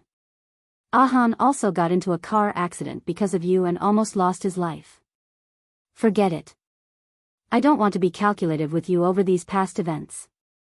Back then, when I brought Xiao Yi back to the Bailey family, you promised me that you wouldn't get close to Xiao Yi and that you wouldn't come back to disturb Ahan's life. You kept going back on your word, and I can't trust you anymore." Xia Dong's heart tightened. "What happened to Bailey Han's car accident?" Old Madam snorted coldly. "Wasn't it because you didn't want to give the child to the Bailey family and escape to Japan? Ahan got into a car accident on the way to the airport to chase after you." Xia Dong's heart sank. She really didn't expect that Bailey Han's car accident was because of her. "I'm sorry, I really didn't know." Xia Dong murmured painfully. "I didn't leave because I didn't want to give the child to the Bailey family. I left because, I don't want to know the reason." Old Madam interrupted her. "I won't believe anything you say anymore. Xia Dong, I'll give you 1 month. I want you to get married to Mika Keto within this month and break Ahan's heart. If you don't get married, I'll take away Xiao Yi's inheritance rights and send him to England. He won't be allowed to step into the Bailey family's door for the rest of his life. I won't let you and your son see each other for the rest of your life. You can't treat Xiao Yi like this. He's also a descendant of the Bailey family. Our Bailey family needs obedient and loyal descendants. We don't need a descendant with a lowly mother like you." Xia Dong felt like her heart was being cut by a knife. She thought old Madam loved Xiao Yi very much, but she didn't expect her to be so selfish. "If you marry Mika Keto and Gigai and cut off all contact with Ahan and Xiao Yi will still be my precious great-grandson and will have the absolute inheritance rights of the family. Xia Dong, as his mother, all you can give him is scandal and humiliation. Don't you think about his future?" Old Madam seemed to be speaking earnestly, but in fact, every word she said was trampling on Xia Dong's self-esteem. She was already full of guilt towards Xiao Yi, so she could only give him what she thought was best from a mother's point of view. Xia Dong closed her eyes and said, "Okay, I agree to your conditions. However, you have to promise me that no matter who Bailey Han marries in the future or how many children he has, you can't mistreat Xiao Yi because you favor them." Old Madam said coldly, "Of course.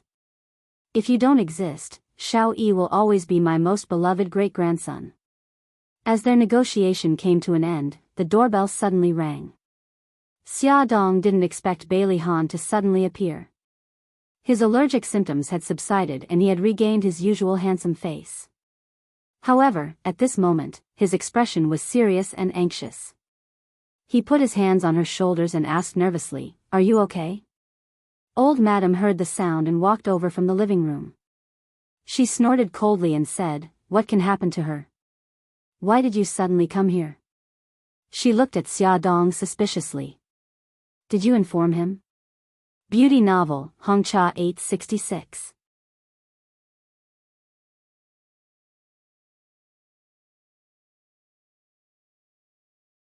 Chapter 173. That's not it. It has nothing to do with Xia Dong. Bailey Han denied flatly. He turned his body and stood in front of Xia Dong. "Grandma, what did you talk about with Xia Dong?" The old madam's voice was stern. "It doesn't matter what I talked about with her. What's important is that you're not allowed to see her again. Look at how she has led you astray." Bailey Han glanced at the pale-faced Xia Dong and held her by the shoulders. He was domineering and irresistible. There was a determined look on his handsome face. "Grandma, I love Xia Dong. I want to marry her." Xia Dong's body froze. She was overwhelmed with shock. Her heart was in a mess and she didn't know what to do. The old madam stabbed her walking stick into the ground. She looked sharply at Xia Dong and said sternly, "Even if I die, I won't allow her to enter Bailey's house." Bailey Han's deep eyes were like a storm. He clenched his fists and the veins on the back of his hands were throbbing. He seemed to have suppressed his anger to the extreme. His thin lips moved and he said angrily, "Grandma, if you insist on not accepting Xia Dong, I will sever all ties with Bailey's family.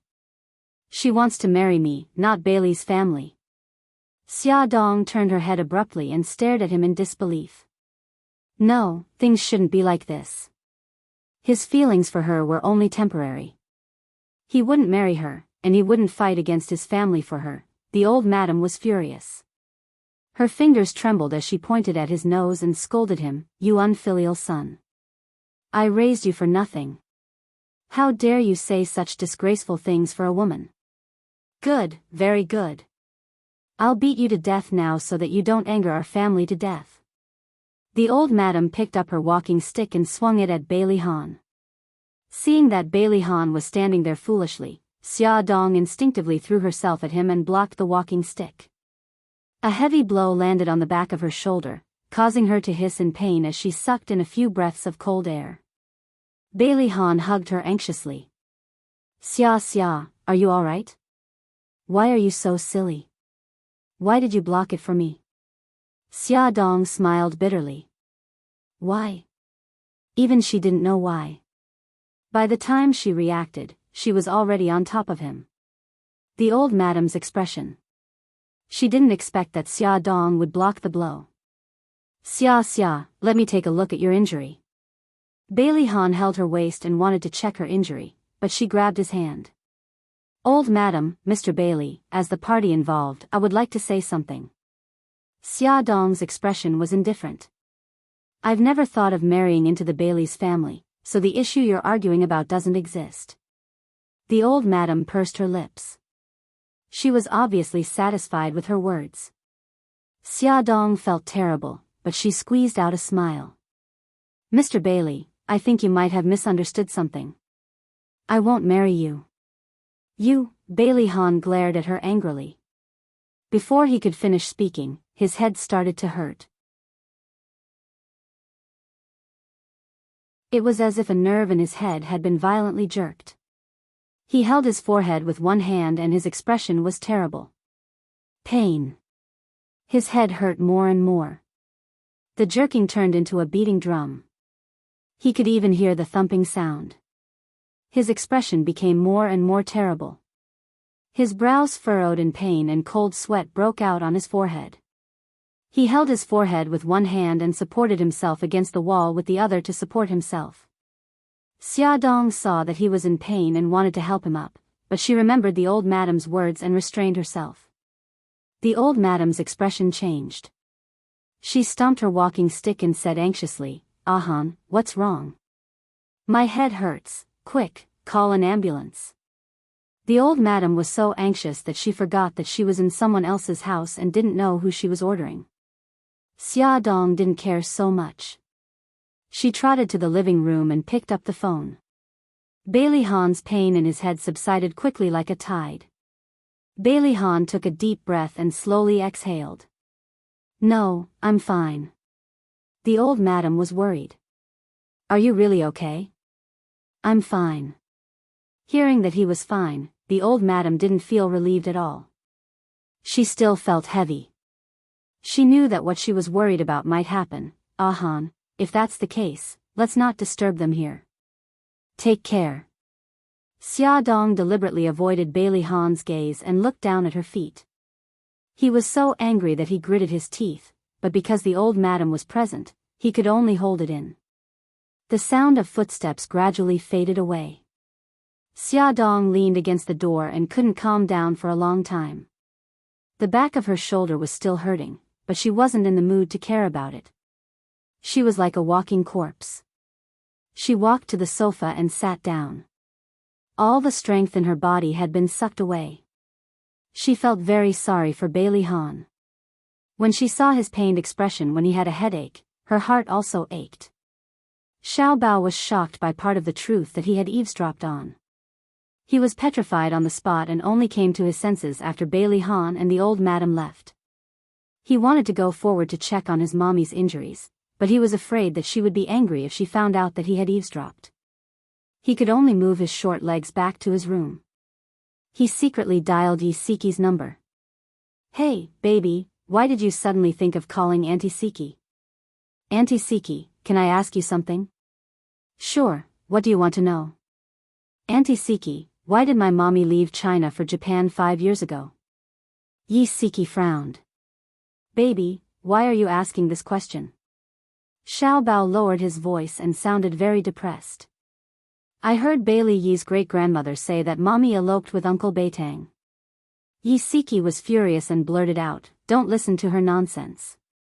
Your mommy encountered some bad things back then and almost lost her life. That's why she hid in Japan to seek refuge." "Auntie Siki, then do you know why my mommy got together with Bailey Han and had us?" Yi Siki gritted her teeth. "Baby, Auntie Siki doesn't know about this either. You're still young, so don't ask about these things anymore. After all, it was hard to talk about Xia's adultery. How could she tell her child?" Xiao Bao said in a low voice, "Oh, I won't ask again." He at least understood one thing. Mommy didn't run to Japan on purpose like old madam said. She had her reasons for abandoning Xiao Yi. Xiao Bao sighed and frowned. Was Xiao Yi his younger brother? Or was he his older brother? Little Wingzi hated his mommy for abandoning him. She had to tell him the truth as soon as possible. "Yes, it's decided." Xiao Bao didn't know Bailey Yi's cell phone number, so he called the villa's landline. The housekeeper picked up. "Hello, I'm looking for Bailey Yi." The housekeeper picked up the phone and heard a young child's voice. Puzzled, he asked, "Who is this?" "Tell Bailey Yi that I'm Xia Xiao Bao." "So it's young Master Xia. Please wait a moment. I'll connect the call to little master right away." Because Bailey Han had once hosted Xia Dong and her children at the villa, the housekeeper, who had an excellent memory, still remembered Xiao Bao. Xiao Yi didn't expect Xiao Bao to call him. He looked indifferent. "Xia Xiao Bao, why are you looking for me?" "Bailey Yi, I want to tell you something. To ensure that this matter won't be eavesdropped on by a second person, I'll call your cell phone to tell you." "Tell me your cell phone number now." Although Xiao Yi was a little impatient, his curiosity prompted him to tell Xiao Bao his cell phone number. Soon, Xiao Bao hung up the phone and called him. Xiao Bao didn't beat around the bush and said directly, "Actually, you've misunderstood Mom. She didn't abandon you on purpose back then. She had her reasons." When Xiao Yi heard him mention Xia Dong, his expression turned ugly. He pursed his lips and said coldly, "What other reasons could there be? She's just selling her son for glory."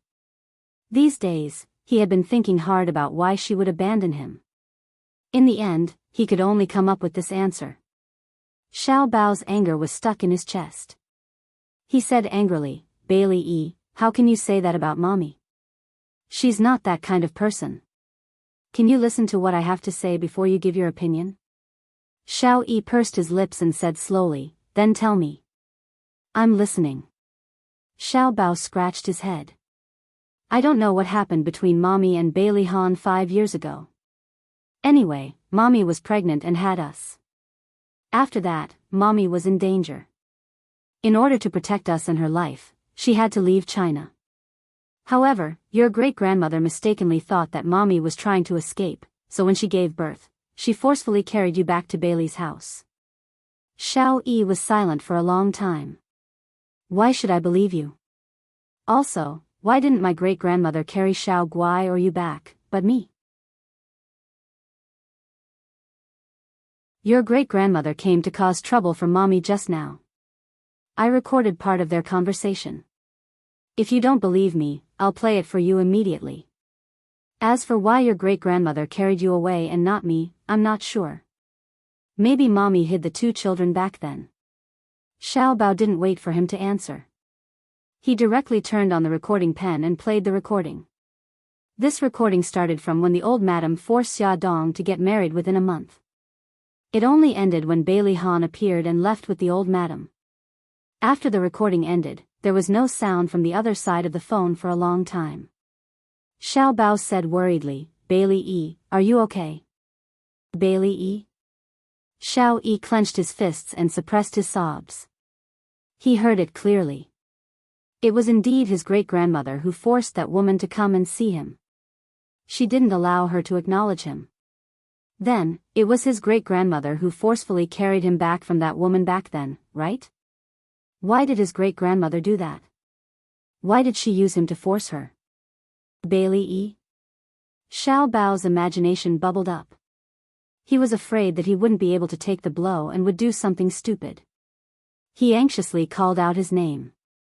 Bailey E., don't do anything stupid. Awesome novel, Hongcha 866.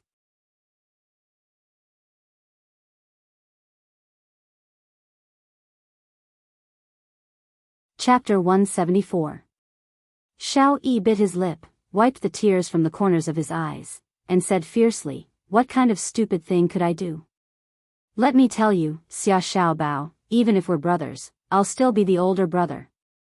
Xiao Bao was stunned, then suddenly grinned and said proudly, that's not necessarily true. You'll have to ask mommy to find out. Xiao Yi snorted, looking insufferably arrogant. I don't need to ask to know.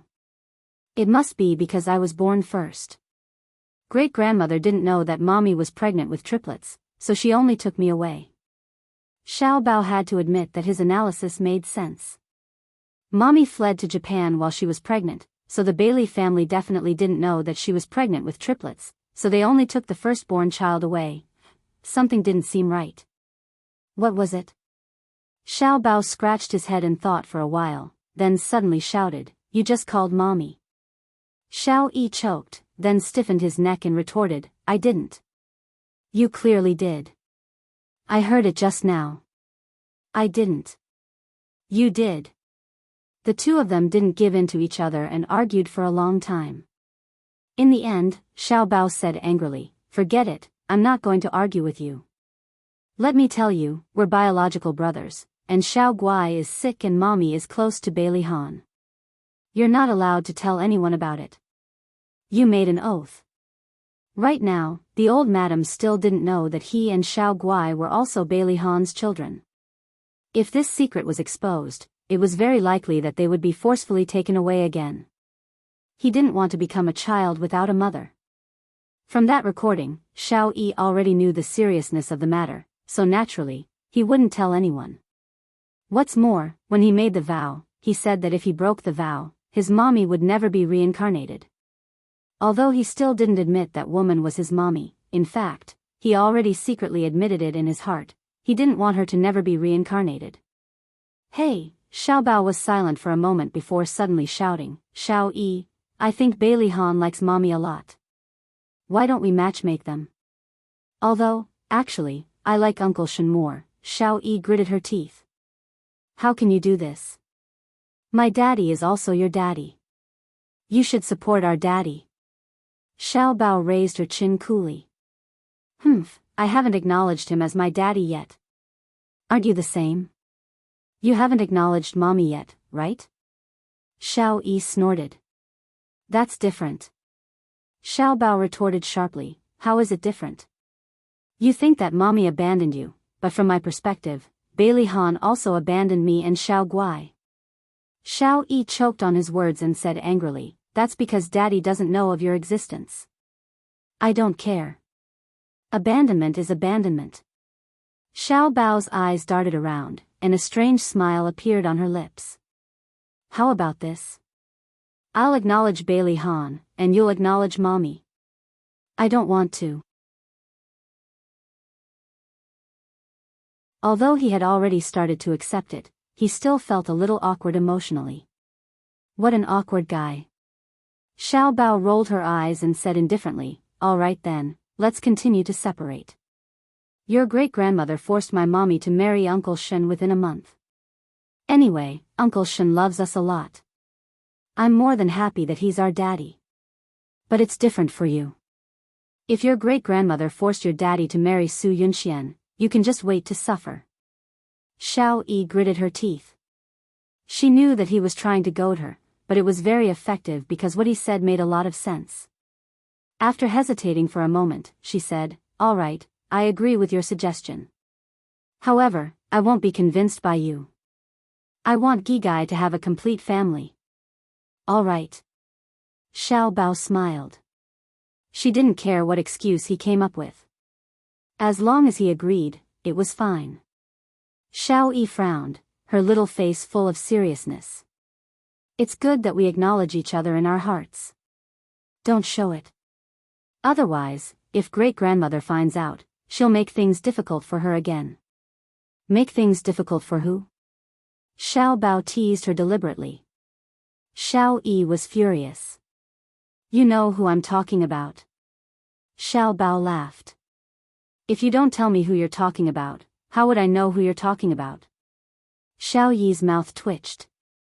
I don't want to play tongue twisters with you anymore.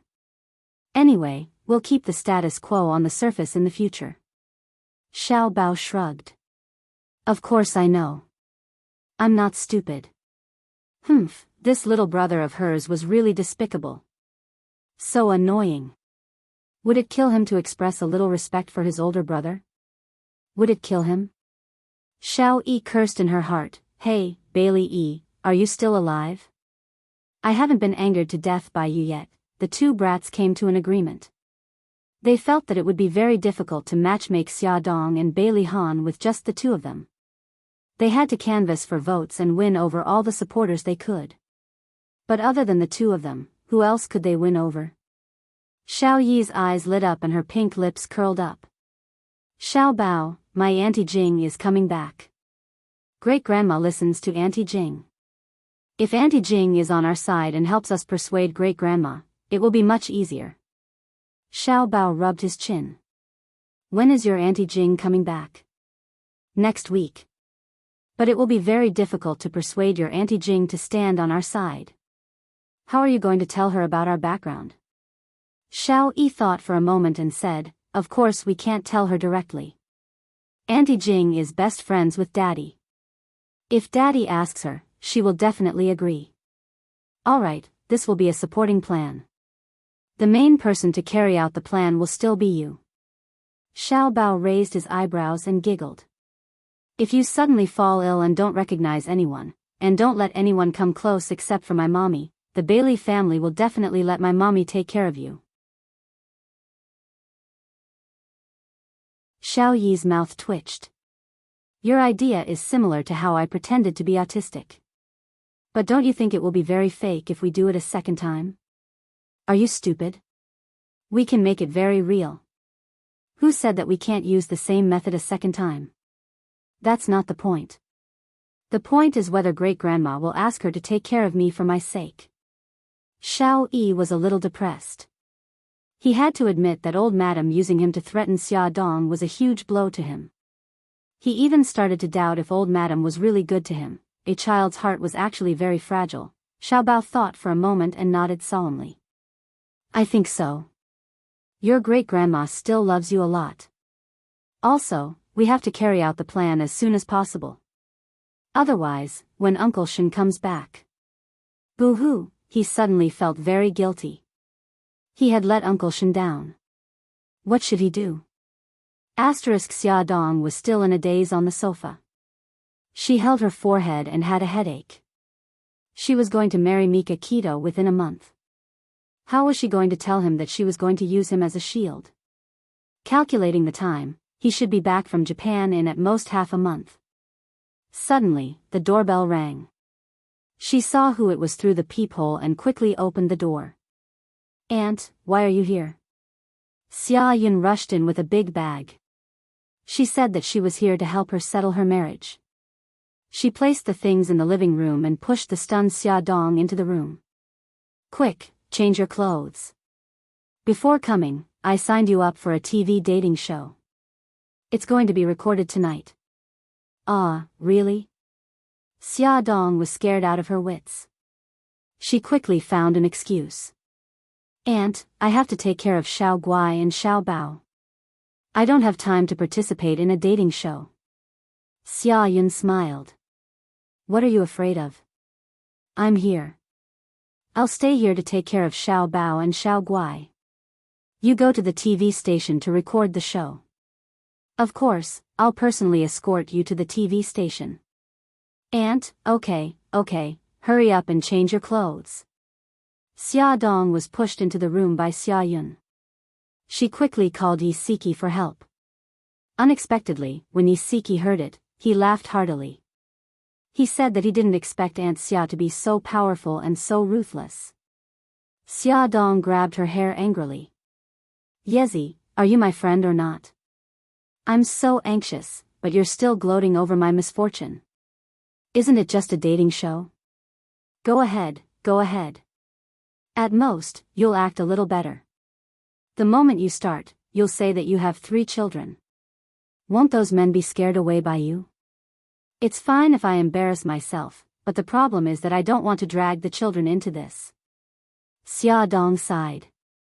Think about it. This show is for the whole city. If people find out that I'm Xiao Bao and Xiao Guai's mother, they'll laugh at them. That's true.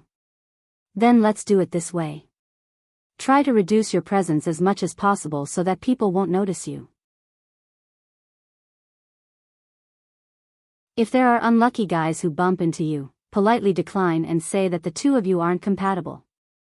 Xia Dong suddenly had an idea. Yezi, I suddenly thought of something. Okay, I won't talk to you anymore. I'm going to talk to my aunt. Xia Yun was tidying up the fridge and putting in the vegetables and fruits that she had bought. Xia Dong looked at her busy figure and felt a little guilty. Coincidentally, her aunt turned around and urged her, why haven't you changed? Hurry up. I'll accompany you to the beauty salon later. Xia Dong made up her mind. She gritted her teeth and said, Aunt, I can't go on the dating show. Xia Yun was stunned. Why? Aunt, although Mika Keto and I have a fake engagement, the media basically knows about it. Think about it. If I go on the dating show with such fanfare, what will the media think? Xia Yun slapped her thigh. How could I forget about this? Forget it. I'll call the TV station now and tell them that you won't be going. She quickly called the TV station and said a lot of good things. Xia, you don't have to go on the dating show, but you must go on the blind date. Xia Yun had another trick up her sleeve. She took out a stack of photos and placed them in front of Xia Dong. Come. Take a look. Auntie Li specially picked these for you. The Auntie Li that Xia Yun mentioned opened a matchmaking agency and had a lot of information on unmarried men and women. Beauty novels, Hongcha 866. You're tuning into the Dreamy Love Stories YouTube channel. Don't forget to subscribe and join us on this journey to catch the most captivating stories.